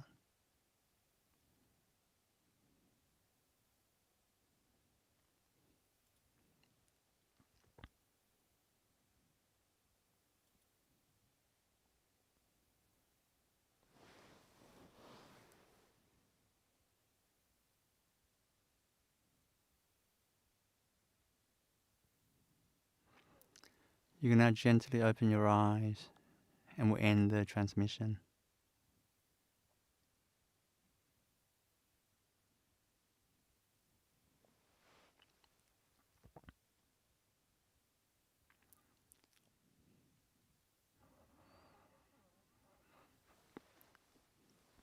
So now we can have a 10 minutes toilet break and come back in exactly 10 minutes and I'll do the one world healing where I heal yourself and together we'll heal the world.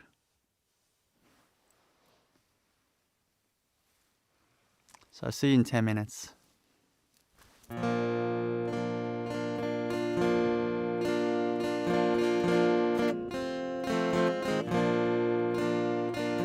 I see the joy you bring, and all I want to do is to serve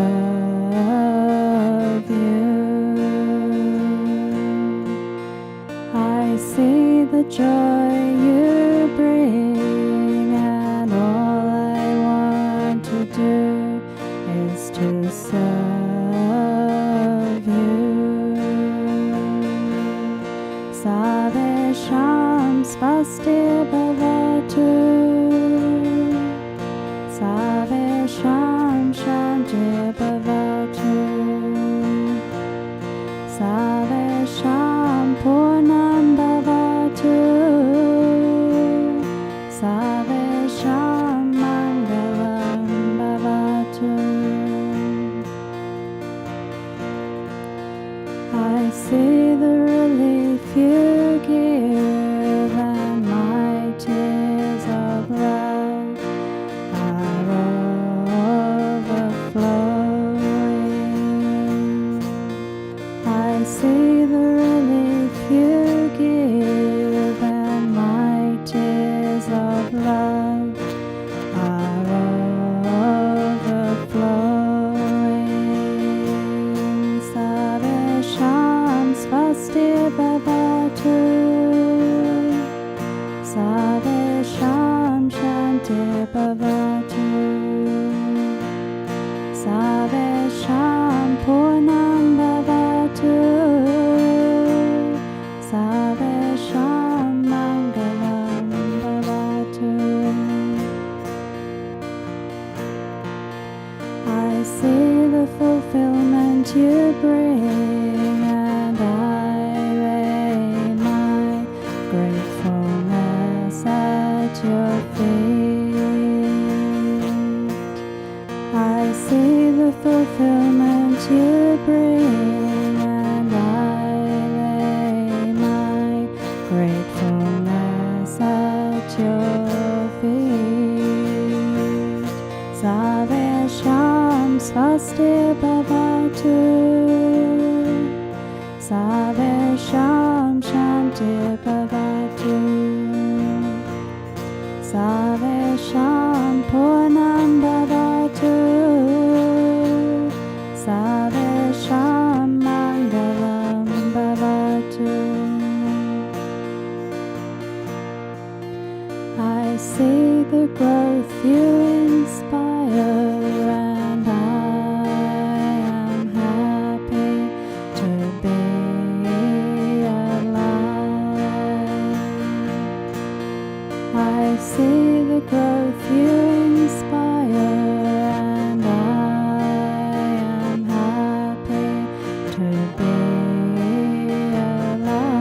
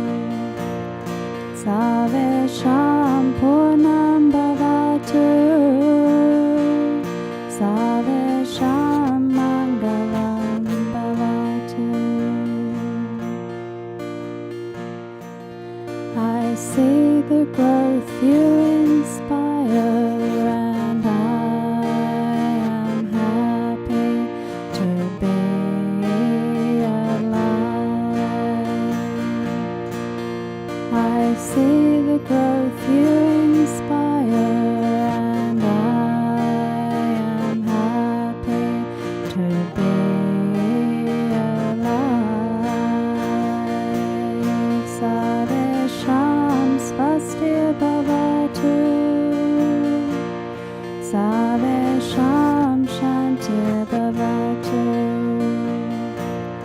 Sarvesham Purnam Bhavatu Sarvesham Mangalam Bhavatu.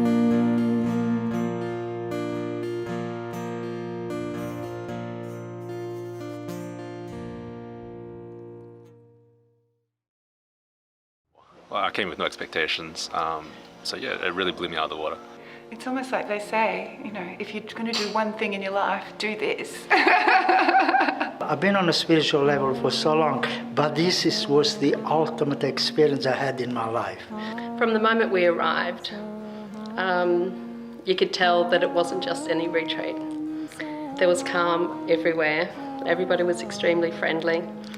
It's lovely to be in a group with people who are all looking for peace and happiness, and to watch people change over the weekend. It's beautiful. Through all the spiritual master that I met, I never experienced the connection as I do with this spiritual master. I mean, everyone has goodness, but he has something really special. He is just an amazingly beautiful presence. Strong, gentle, powerful. You feel his unconditional love and his compassion, and at the same time, his joyfulness, you know? It's so good, you know. In most spiritual retreat, everything is serious. Here I can't stop laughing. He's the funniest master you're ever going to meet. Most genuine and happy and joyful.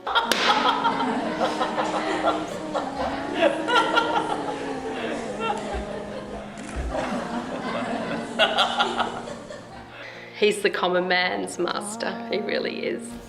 There is an immediate heart. You just feel his heart, and it's beautiful. It's a very special man in a very special body doing God's work. Those whose hearts are not open to me during this retreat, they're going to feel great. And those whose hearts are open, they're going to feel amazing at the end of the retreat. I will never forget for the rest of my life this feeling of power and strength and stillness and calm. Like a solid tree surrounded by crazy wind and it just doesn't move. That power, that feeling, that is just out of this world. That was just incredible. Very grounding, very centering. It was just, yeah, it's really great. I felt very sort of chaotic, just very off-center, very ungrounded before I came yesterday. Now I feel probably more grounded than I've ever felt. All I could feel was love, peace and joy for the whole of humanity, the universe, everything, which is what I've been praying for. It's just an amazing moment. It's an amazing experience and it's so powerful.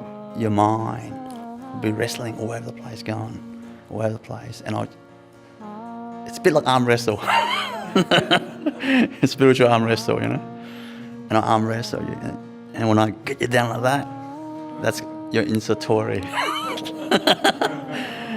Which is a temporary state of enlightenment.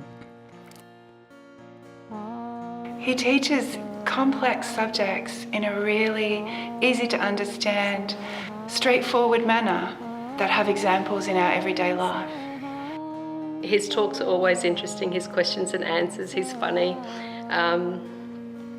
And he's got all these metaphors from his own life when he was growing up, which helps us relate that to our own lives and the experiences that we've had. I could feel when he was around me.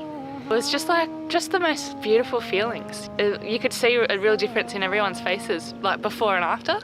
It feels amazing. Whatever it has to heal, it got healed. I teach the way, the correct way to do meditation and understanding how it works. It's not guesswork, you know. Doing it and knowing exactly what you are doing confidently, and when you practice it, you get results. Yeah, he's so, loving to everyone, calm, and then just the way he spent time with every individual is the thing that everyone can see. It was so lovely. Yeah, he just put his hand on my head, and yeah, I can just feel just beautiful energy coming through my body. So peaceful, really in my heart space as well. Just beautiful love. Well, that's a very, very special event, and being so close to him and feeling that pure energy and that pure love and the way that transcends my being at that particular point in time. I just felt like a very different person when I stood up. I feel magically blessed to have this experience and to have access to Sri Avinash in any form.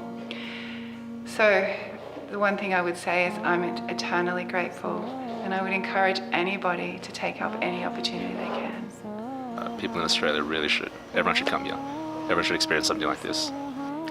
For me, I would love everybody in the whole world to be able to do this retreat and spend time with Sri Avinash and experience what I've experienced. With everybody else that I've spoken to, they can't believe the amount of transformation they've had in such a short space of time. I don't know, it was such a blissful experience for me. And you actually have to come. It's not good to listen to what I say. Come and experience for yourself, and believe me, you never forget about it.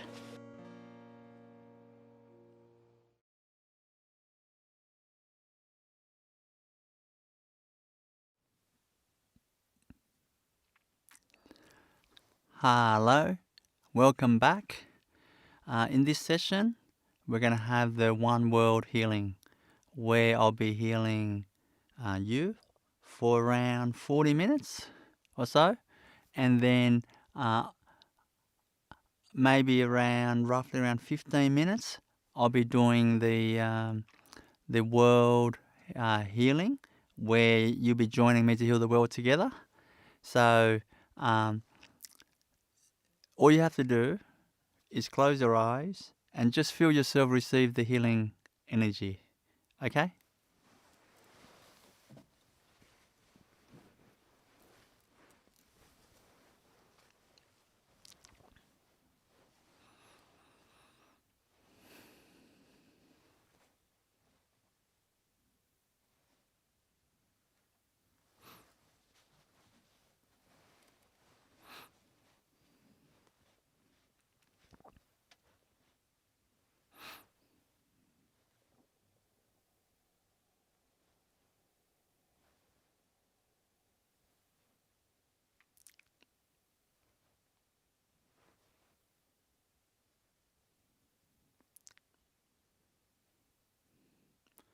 I will start off by just healing your overall energy field.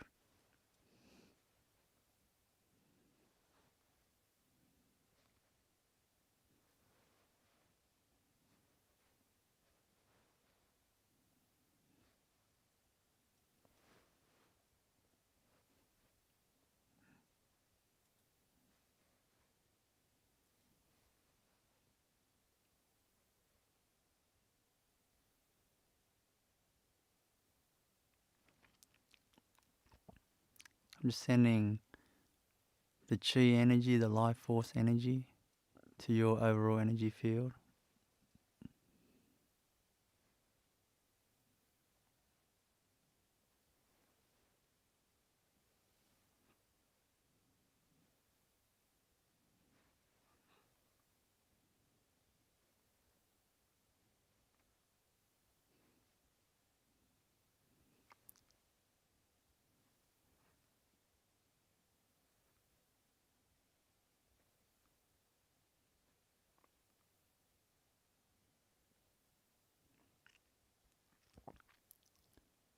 Feel all your negativities and darkness energy and fear energy being removed right now.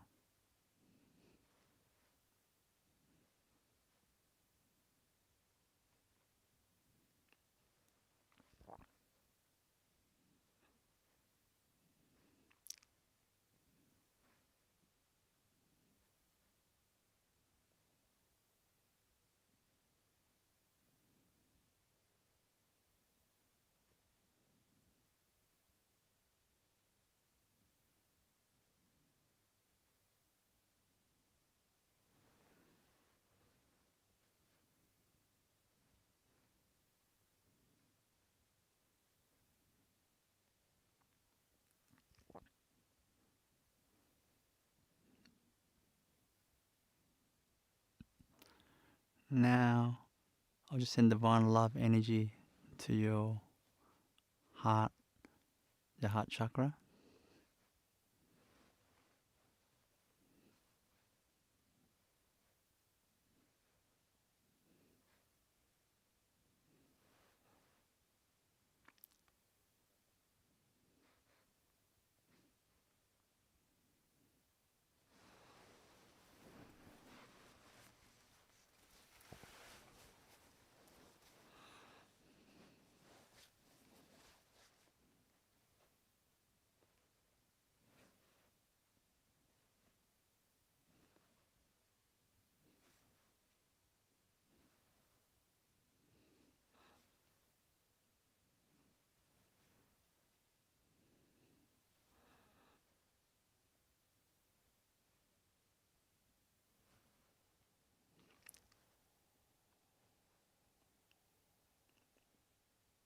I'll just clear your past shocks and traumas in your heart area.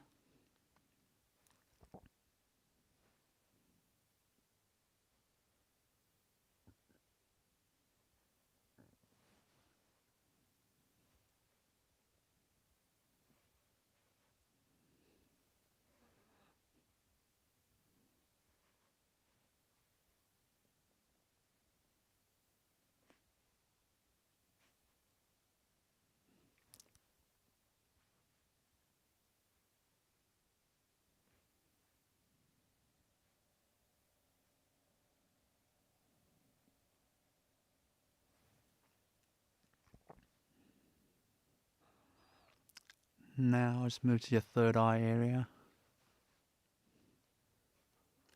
I'm just sending divine light energy to your third eye.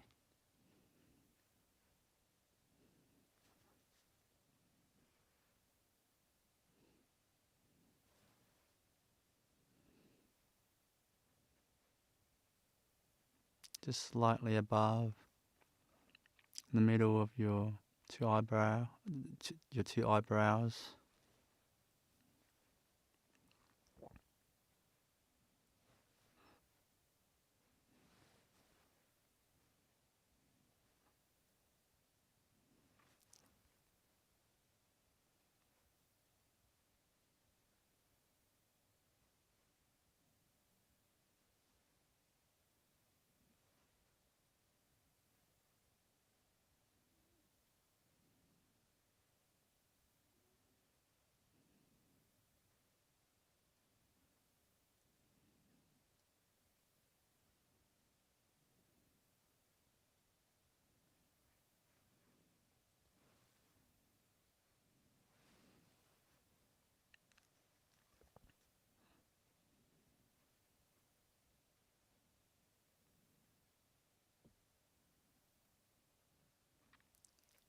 Now just do the healing for your crown chakra on top of your head area.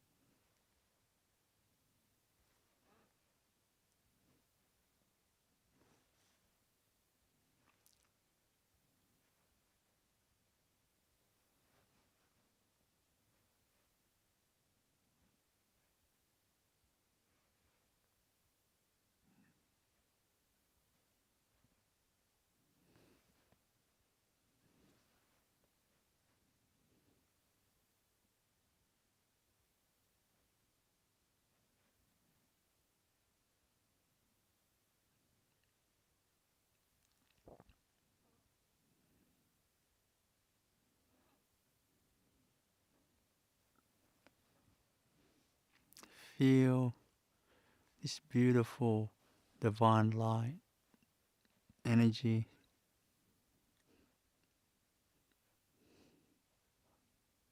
descending from the source, moving down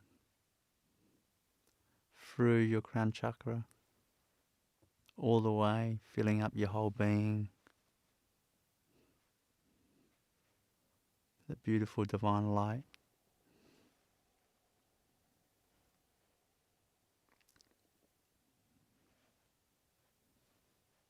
Feel that happening right now.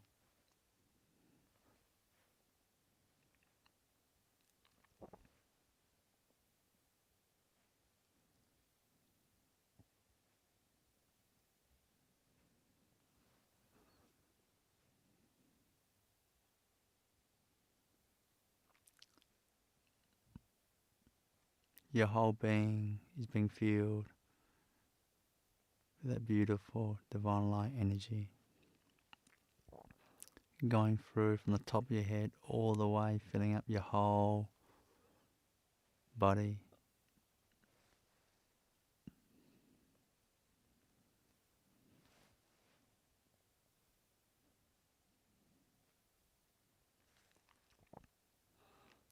Now feel your whole body lights up in that beautiful divine light energy right now.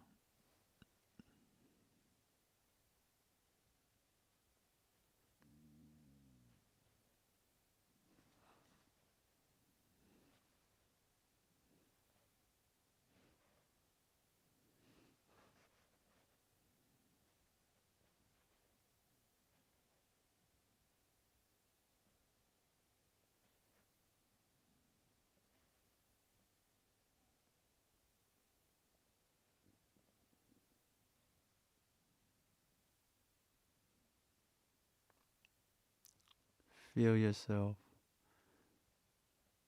just becoming brighter and brighter. All darkness energy disappearing and becoming divine light energy.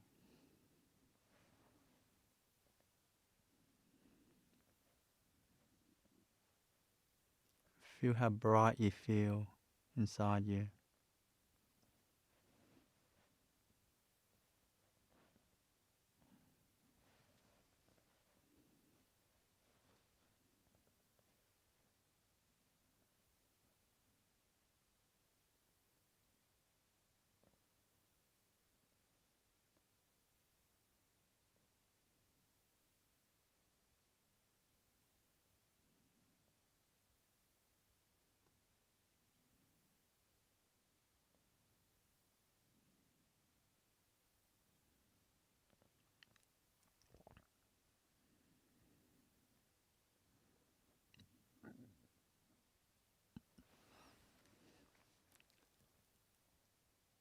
Now, I'm sending divine love energy into your eyes, which is the window to your soul.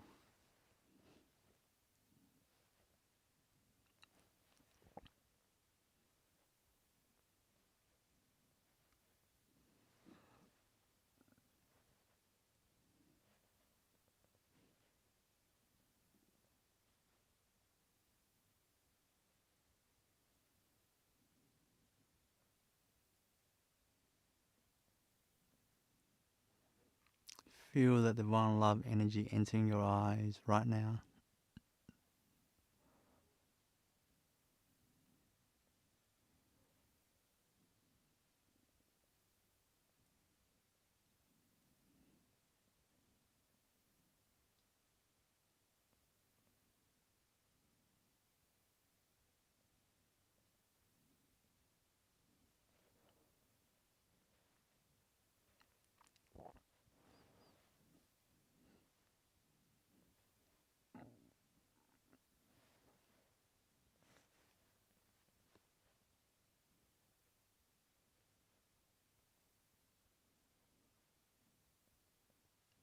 Now, I'll just move deeper into your soul,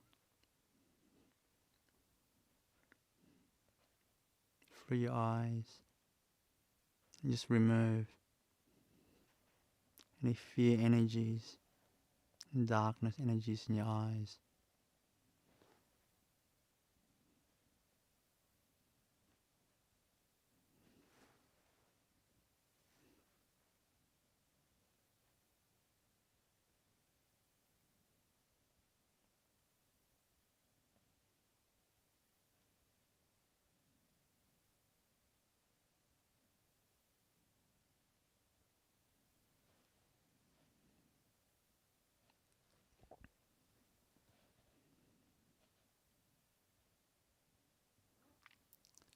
I'll just use divine peace energy to fill up your soul with peace.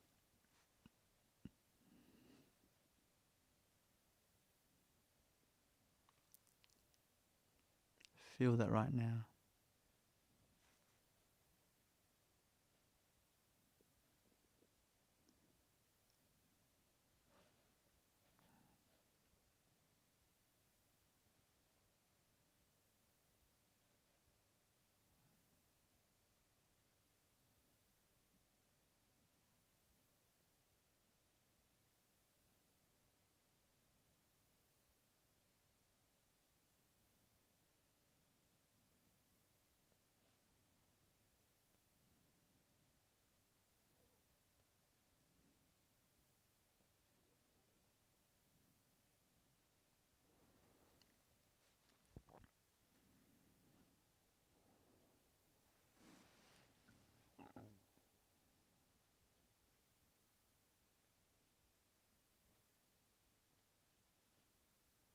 Feel that deep peace in your soul.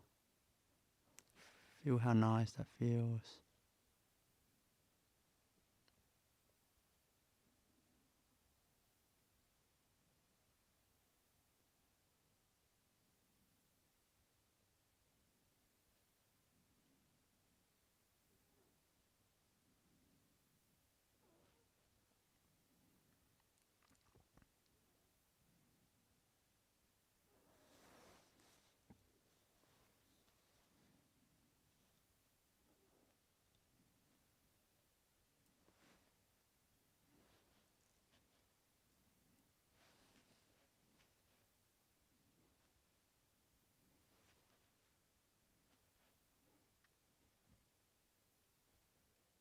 Now heal your nervous system.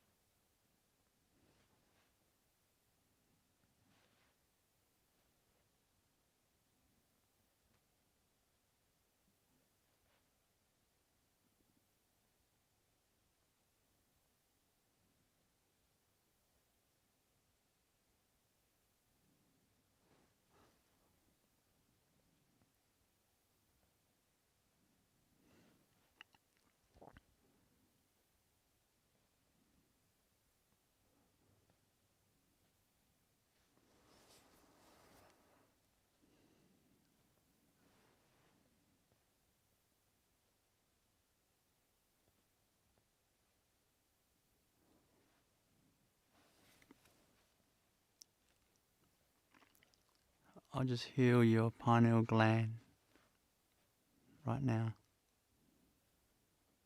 That's in your brain area.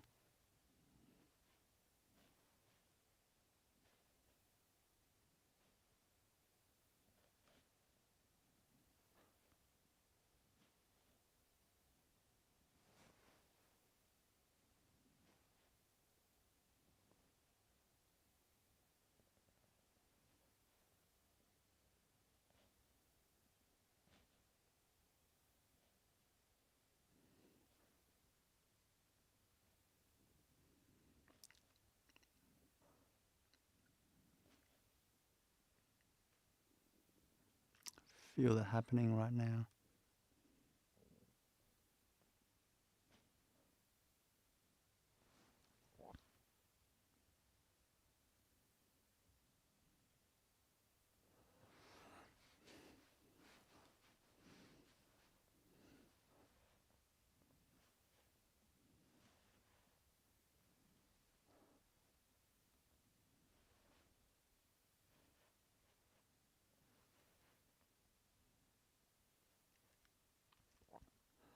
Now do the healing for your pituitary gland.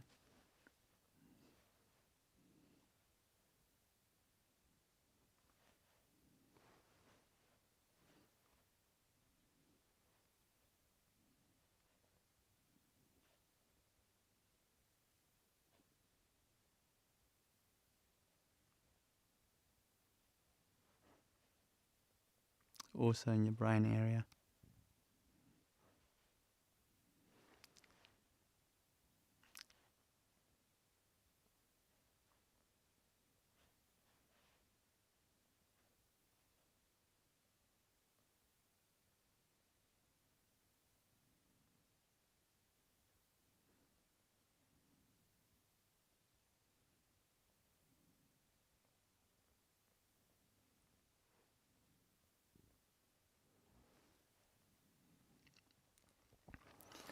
Now I'll clear all the past conditioning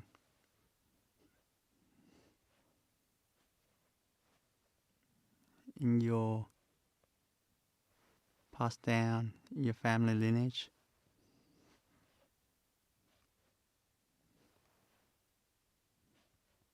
Or the pains and traumas passed down.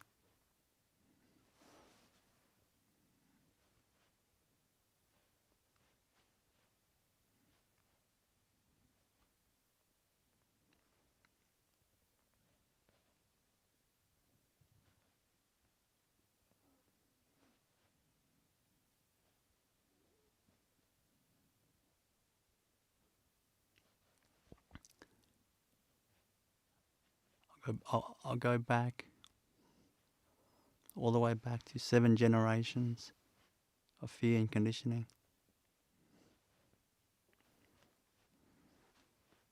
And clear that out. Clear that out.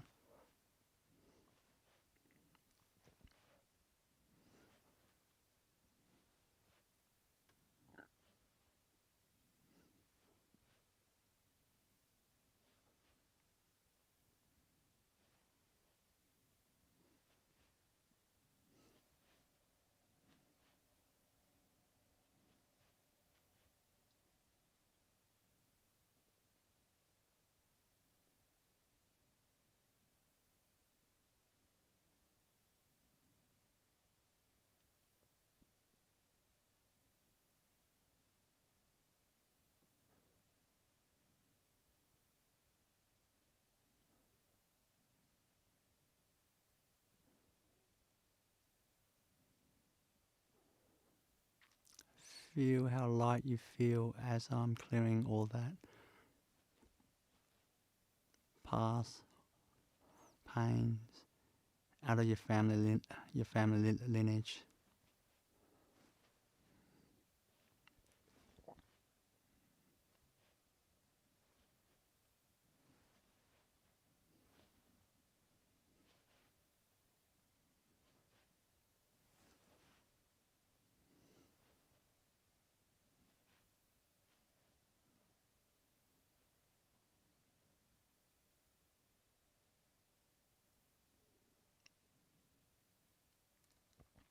Most of you will be able to feel your heart feels so much lighter now.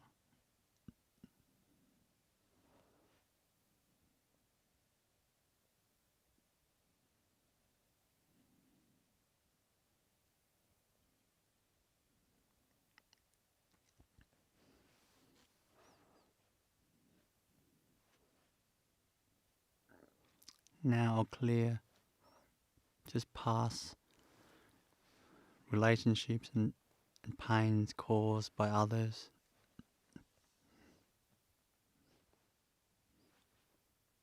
That's negatively affecting you in your life.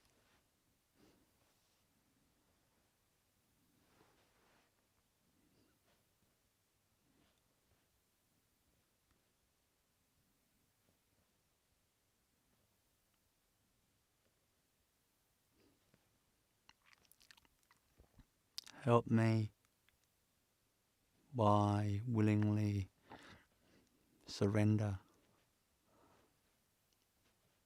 that pain and let me take that away.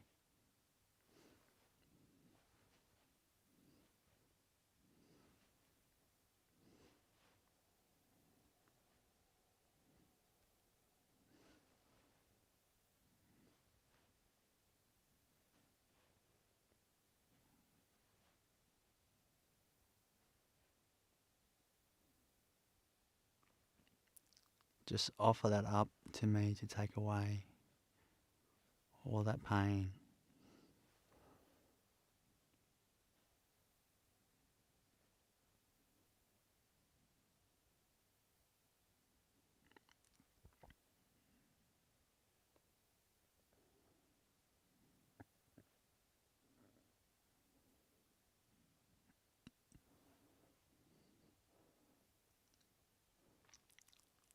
I will now feel that space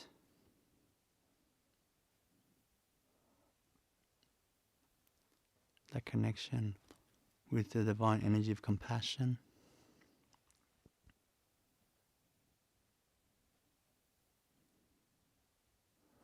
With that person.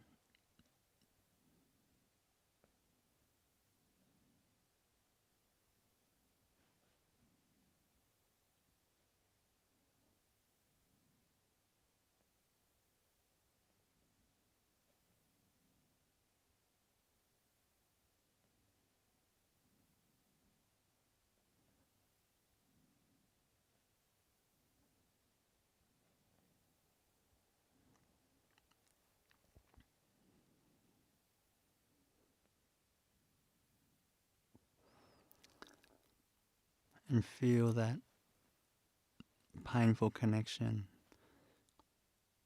as an end to that chapter. And let go right now.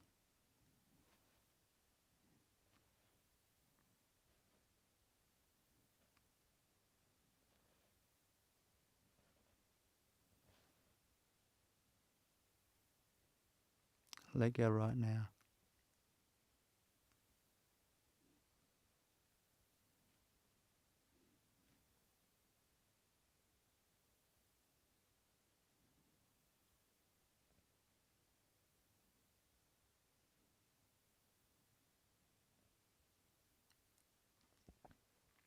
That's much better, much lighter.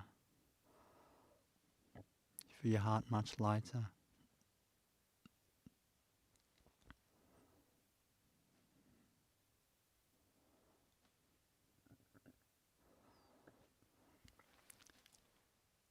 Now I feel your whole being with divine bliss.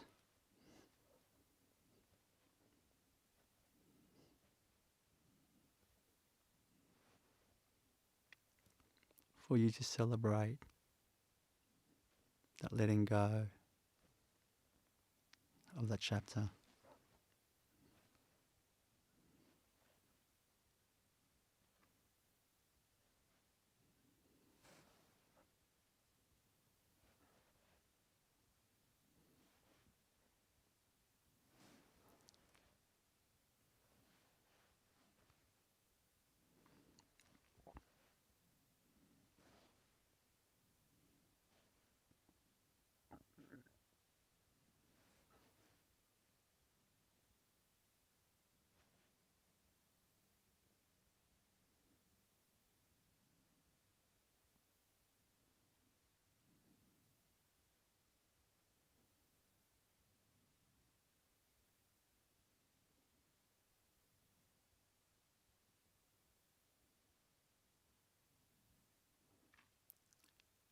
Feel how nice that feels in that divine bliss.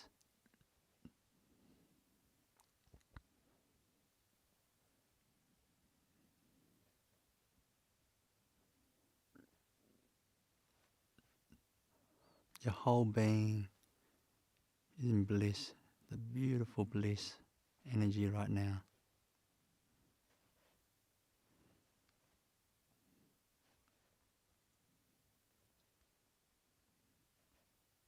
Feel that right now, feel that.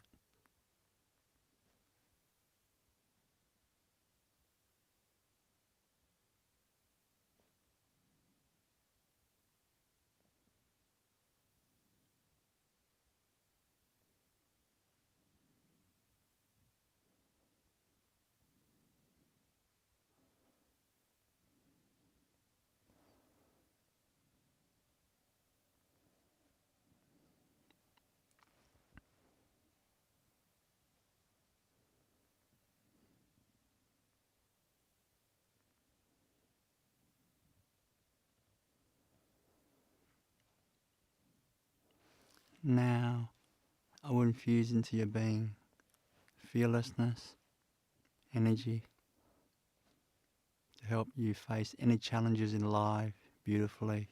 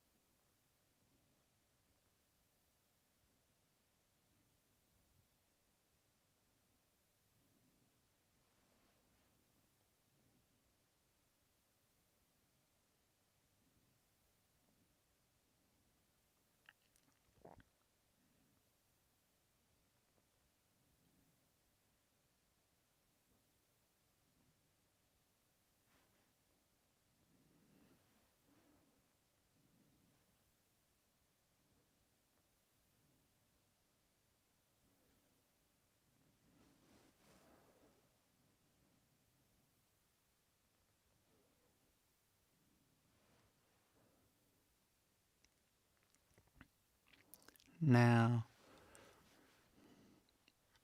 I will awaken that blueprint of perfection of how the source, the creator, created you perfectly in body, mind, spirit.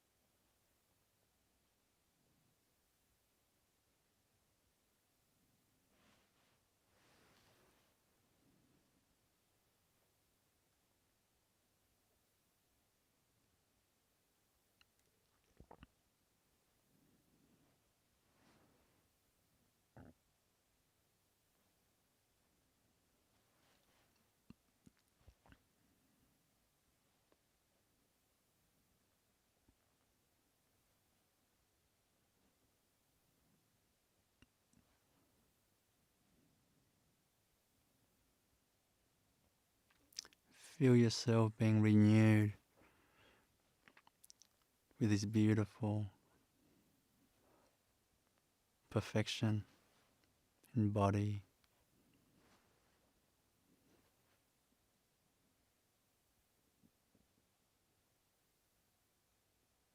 in mind,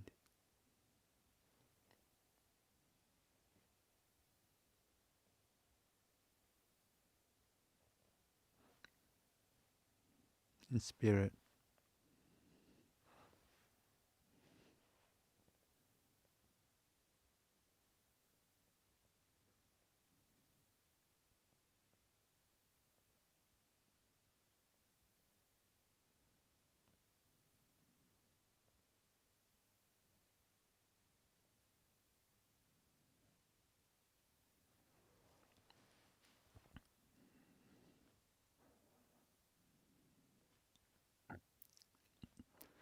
Now, I'll finish off with this last transmission of fulfillment and completeness in your being.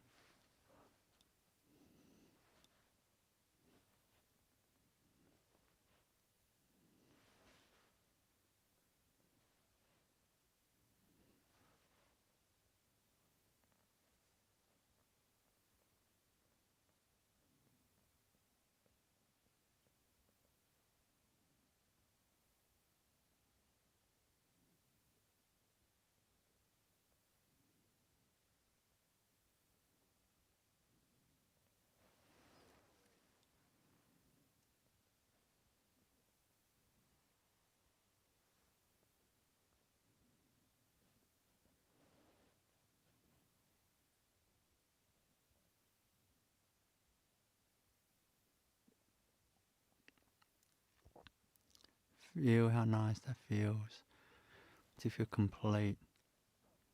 Your heart is content and completely fulfilled in your life.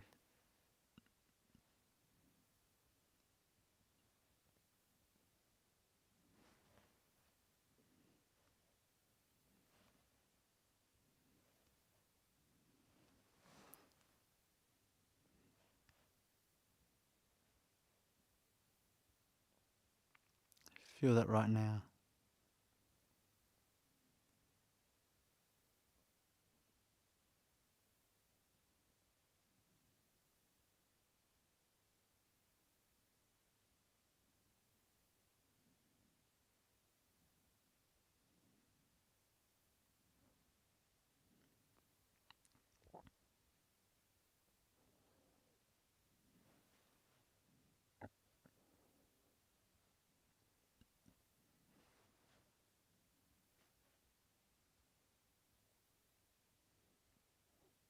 Perfectly fulfilled. Feel that right now.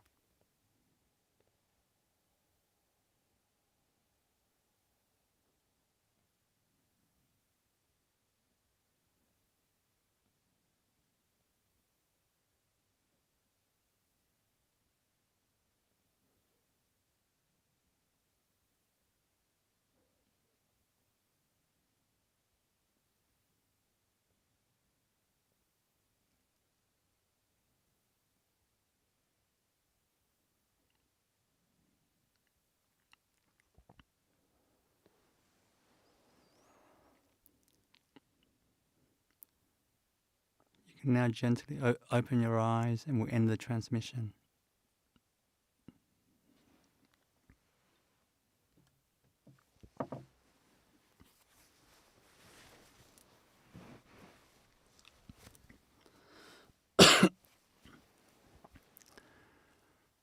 Before we move to the next part, the world healing, I'd love to hear your feedback.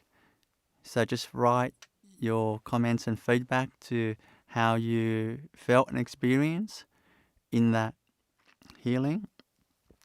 Not just only for me to just enjoy, which I'll have a read of it in a moment. I grab my iPad, but also for the whole world to just benefit from your honesty, from your experience, so that they know that these healing sessions, and also it becomes video format as well, that they can actually watch and experience the healing anywhere they are in the world to help them in their life. So I'd love to hear your feedback. So you just share that. I'll just wait and for a few minutes, and then I'll grab the iPad and have a read of that. And I hope you enjoy that. And of course, if you experience a lot of benefit, particularly from the healing videos that I've provided on our website and on YouTube, please do share to your family and friends for their benefit. Many people are benefiting tremendously from these healing videos. Of course, it's all for free. It's so good for them and everyone. So the more people find out about this, the better. The basically better for their lives. So please do let other people know for their benefit. And in the meantime, I'll just have a look at. I'll have a read some of your comments. It's always lovely to read and share what you have to say for a few minutes.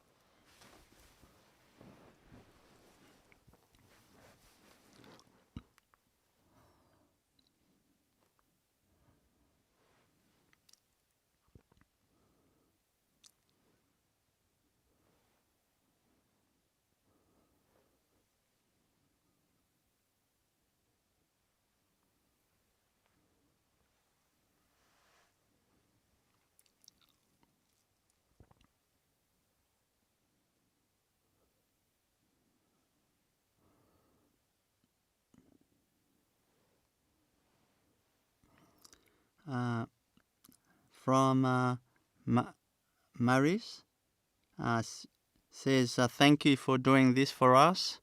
What a great soul are you. I think that I'm blessed to have the opportunity to do this healing for all of you. And I think that what a great soul you all are. That's what I think. But thanks for your kind words anyway.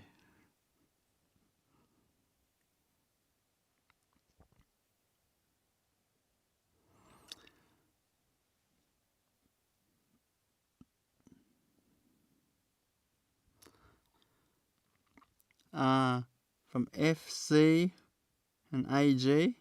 Amazing, the healing of past generations and past pains coming from other people. Very releasing. Thank you, Master, from Fabiola in Spain. Thank you. I try my best to do as much healing as I can. Thank you. I hope you benefit heaps. Thank you.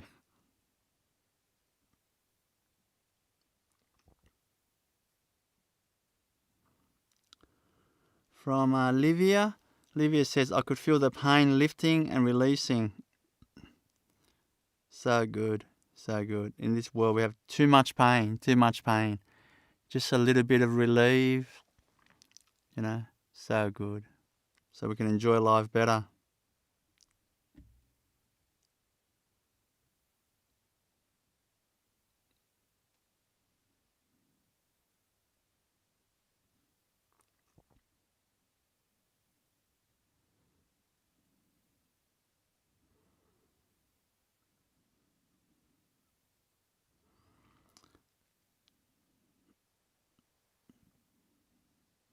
So much to read, so much to read. So much to read, so. I love reading your comments. I'm like a child that reads all these, it's almost like these beautiful messages that I, when I was in primary school, I didn't really get.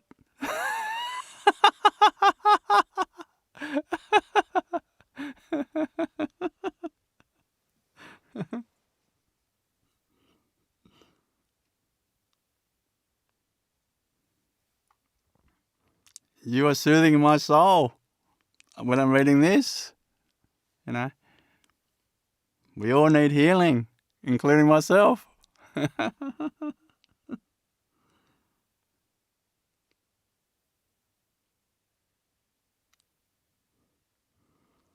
Feels like, Pavan Kumar says, feels like heavy weight being lifted from the being. That's what we want. We don't want to live a life heavy-hearted. That's what we want. So good, so good.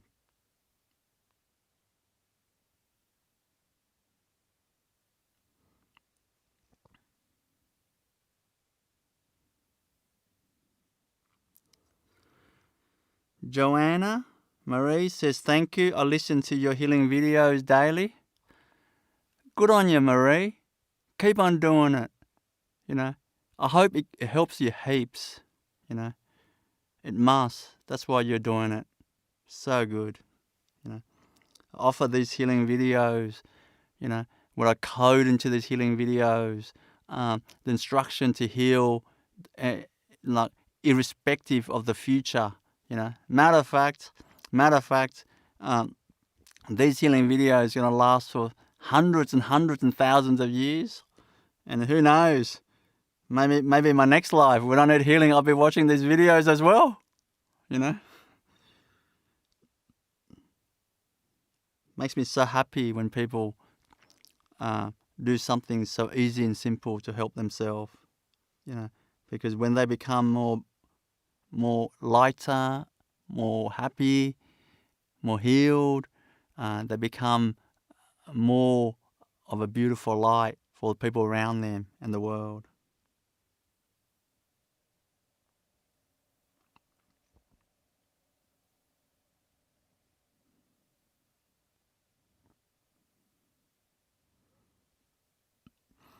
I feel like Anna Vidic says, I feel like my heart chakra is no longer thick. I feel lighter in that part. Yeah, that's right. A lot of our pain is in the heart chakra. It's just heavy burdened by life, the past, or the pain. When that's removed, you feel like, oh, it feels so light, so light. Good on you. So happy for you, Anna.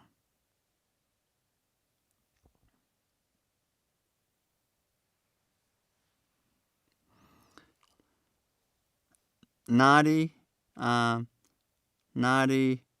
Mares says, thank you for all your gifts you gave us. I felt much lighter. Well, this is the least I can do. Well, I've been praying with buckets of tears so I can have the opportunity to make a difference to the world and serve God. When I'm blessed with a little gift, of course, I have to do something about it. I have to do my bit. You don't pray when it comes and you do nothing about it. I try my best.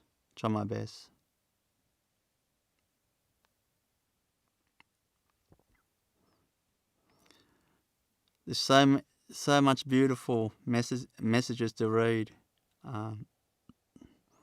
Tracy Young, very grateful, amazing healing. Thank you so much. Thanks, Tracy. Thanks for your kind words. Okay.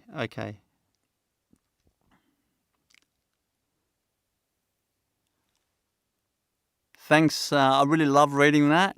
It was lovely. I'll read more afterwards. But now we can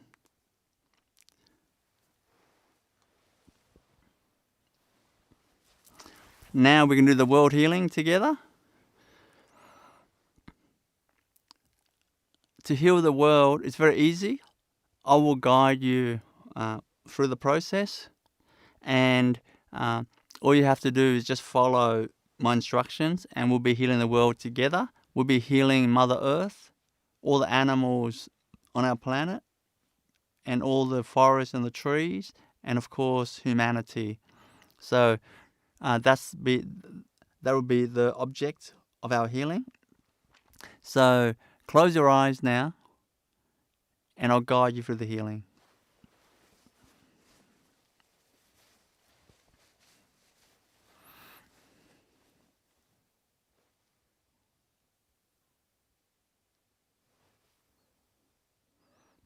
I'd like you to picture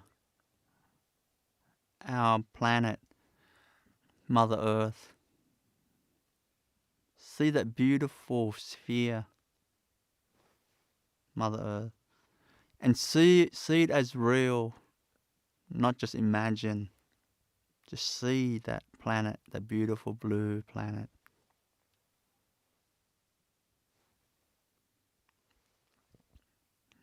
Now, I'd like you to just send your love energy, the divine love energy, into Mother Earth, filling up Mother Earth, that beautiful blue sphere, with your divine love energy. And that's the energy that you send to when you hug your children or pets. You squeeze all your love into your children or pets. Do the same to Mother Earth. Let's all do that right now, together.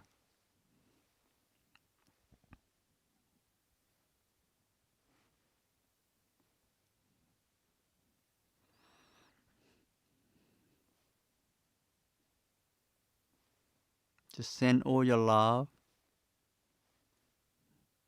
to Mother Earth.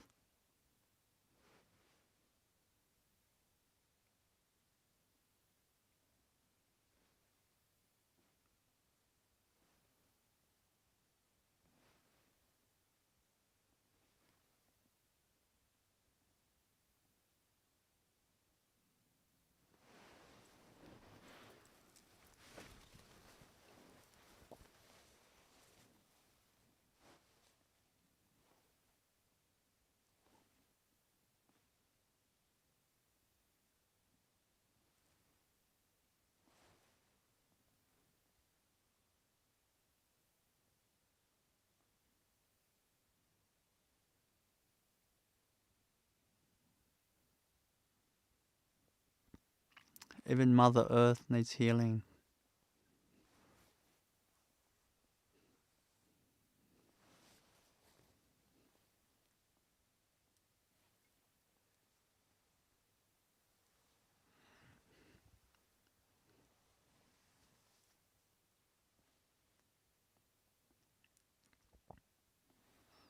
Just squeeze all your love, energy into Mother Earth.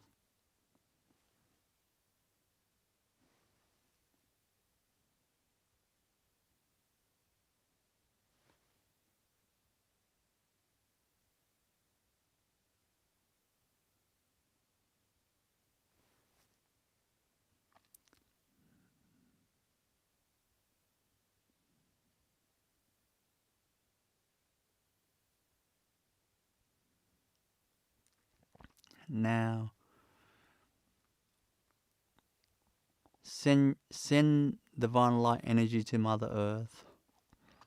Just picture Mother Earth just glowing up in that beautiful divine light energy, like that light in the night stars.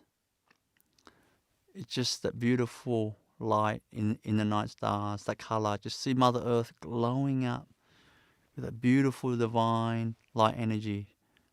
Everyone do that together right now. The whole planet just glowing up in that beautiful divine light energy.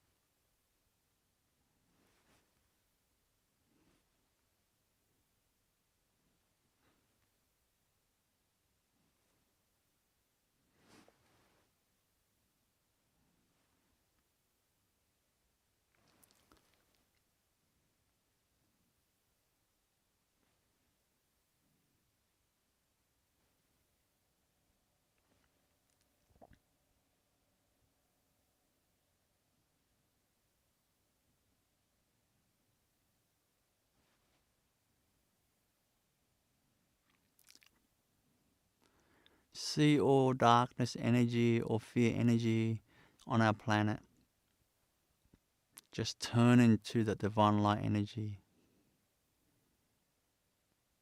engulfed by that divine light energy. There's nothing but divine light on our planet. See that happening right now.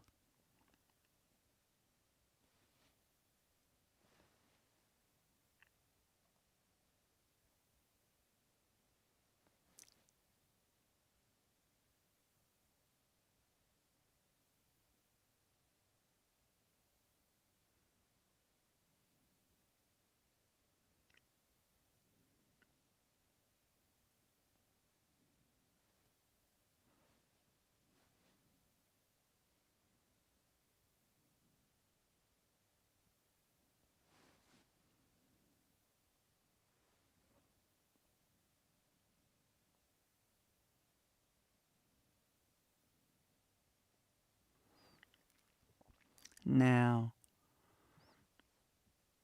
send all your love energy to all the animals on our planet, all the animals on the land, and all the animals, all the creatures in the sea. Direct your divine love energy to them right now. Let's do that together right now.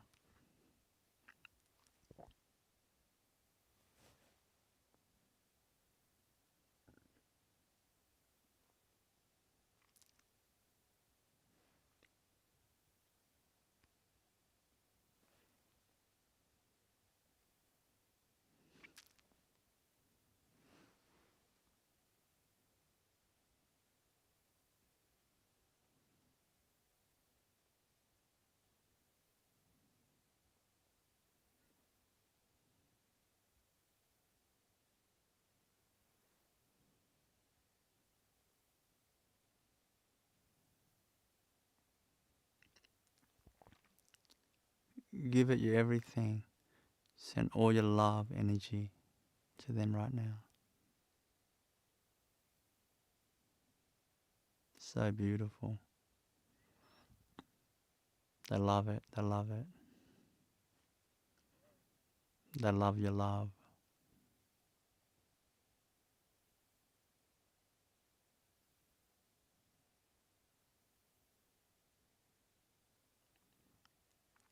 Now, direct your divine love energy to all the forests, all the plants and forests of our planet.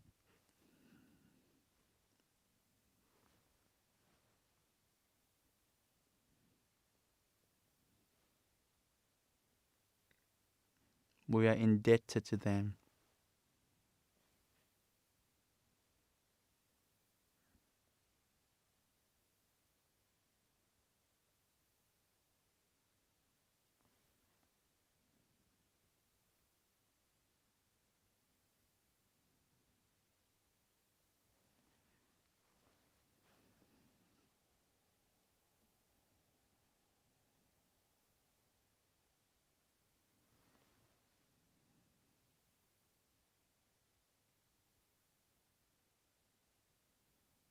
Send all your love to them.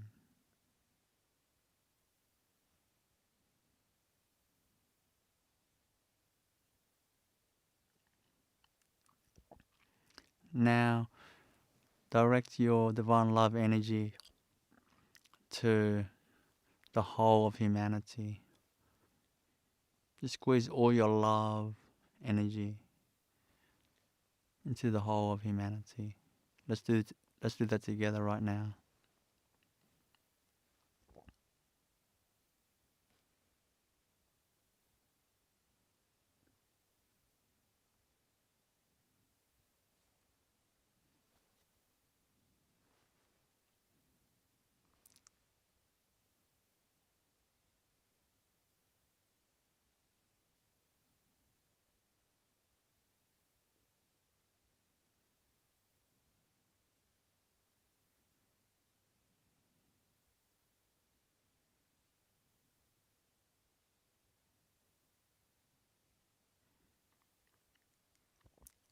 I can definitely feel a shift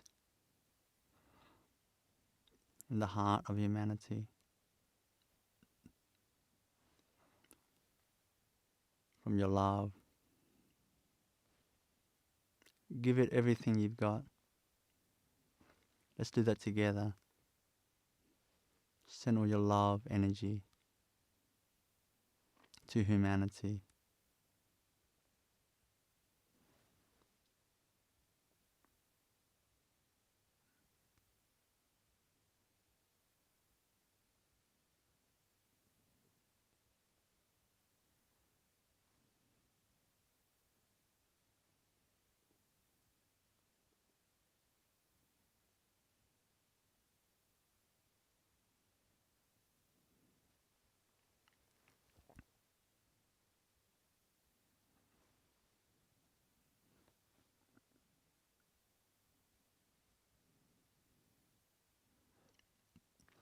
Now, picture every person on our planet glowing up in that beautiful divine light energy. The color of the night stars, the stars in the night sky.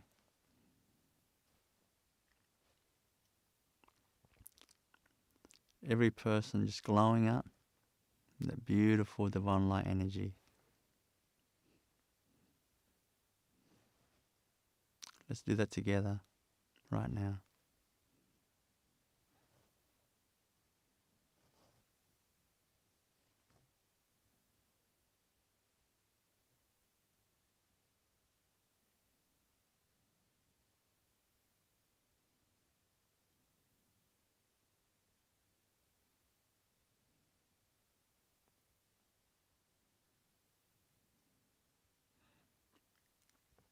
It's nothing but light, divine light, in every human being all over the world.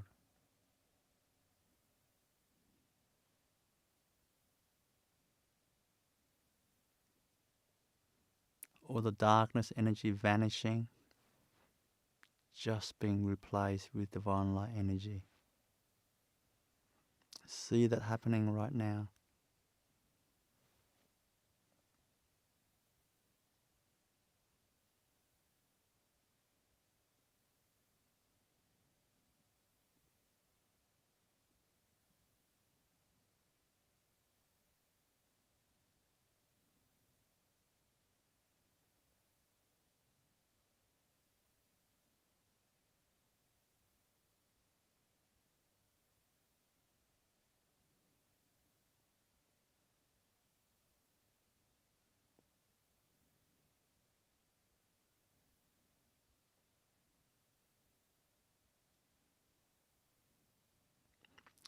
One more minute and we'll finish the transmission.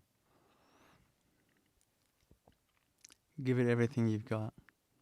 All your love, all your light, divine light energy.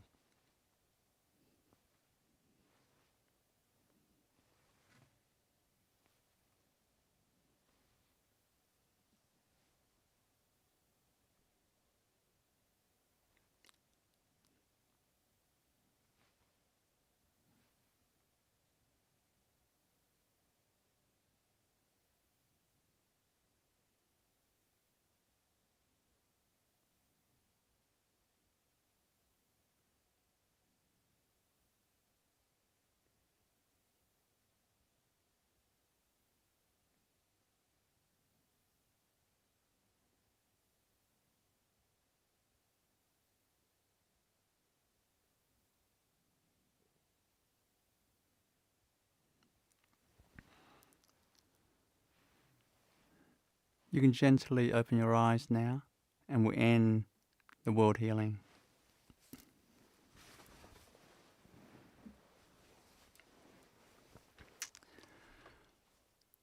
I'd like to sincerely thank you all to help me, to join me, to heal the world together.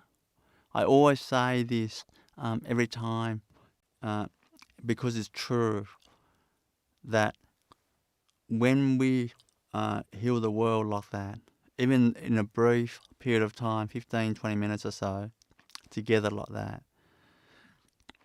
it really makes a massive difference. A massive difference. You think, the world is so many people, it can't make that much of a difference, but it actually does. It actually does. I can definitely perceive it. I have this ability to perceive like large scale things, the energy at the same time, and I can feel the transformation it does happen to the planet like that and humanity. So you find that after this world healing, you can actually look at your family members like this, and look at your tomorrow, when you go to work, like whenever you go to work, look at the people's faces. Look at the people in the streets, at the shopping center. You start to see, like, it's more peace. There's more peace.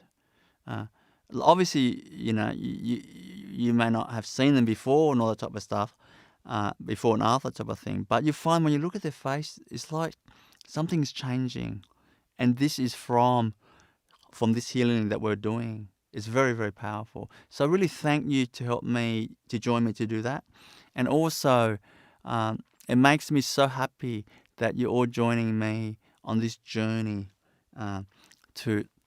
for me to actually help you just share as much healing as possible, and also just share some insight that makes a difference to your life, some words of wisdom to make a difference to you. And I hope you really enjoyed that, because certainly I have.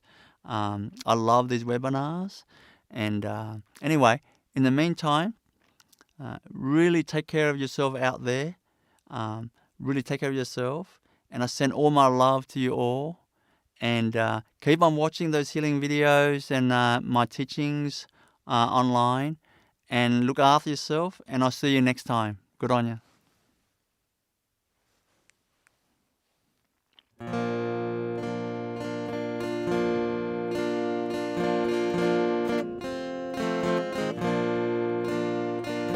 I see the joy you bring, and all I want to do is to serve you.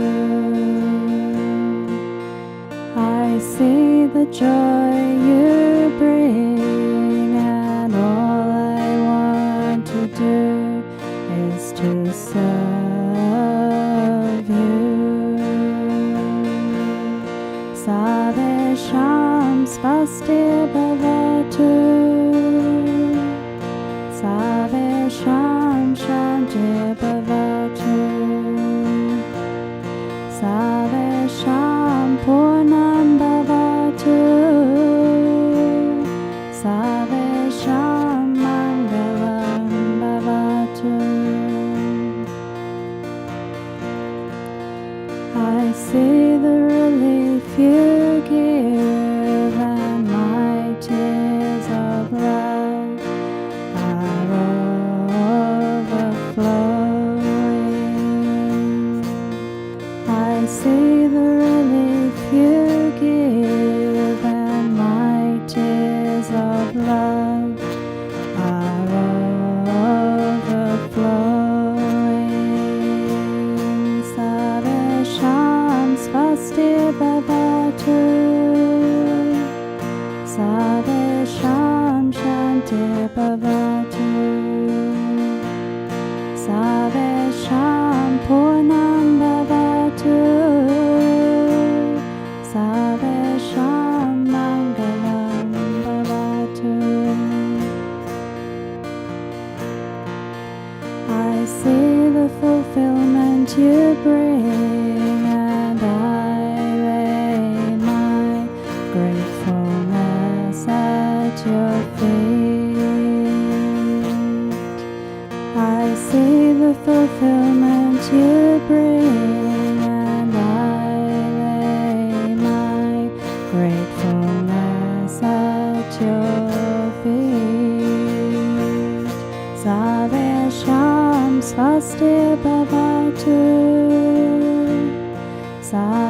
Sarvesham Shanti Bhavatu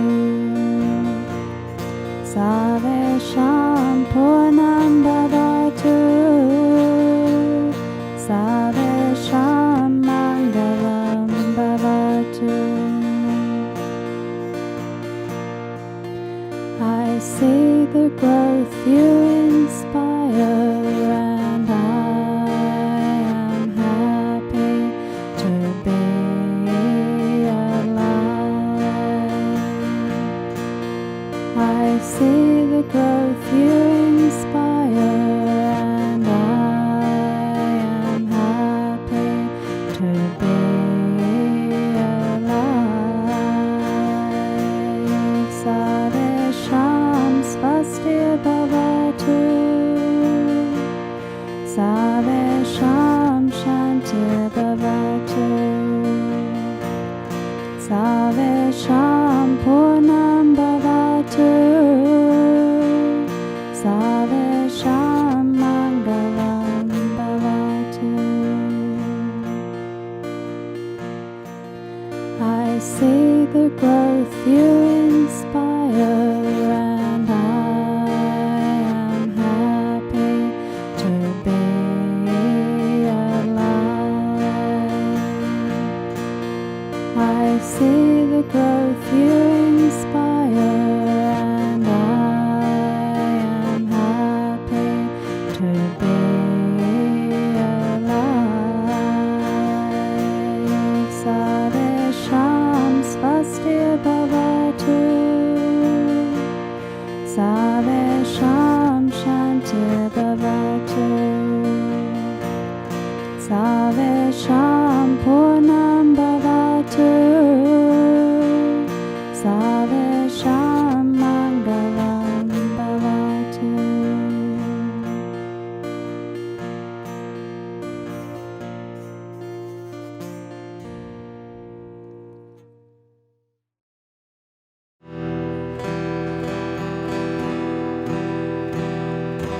I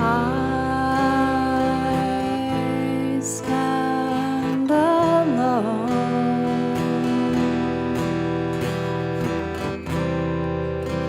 Strength comes from your grace. When I find I am surrounded by your love and protection. Oh, life is good, that is the truth. Life is good, life is good, that is the truth. Life is good. When Sri Avinash put a hand on my head, I could really feel so much warmth and healing coming through. So really just went to ask, pray for things that I would like to change, improve in my life, and I felt at that time that I did receive them. So it was an amazing experience. Thank you so much. Your joy and light are contagious. Please stay, oh, stay by my side. Oh, life is good, that is the truth.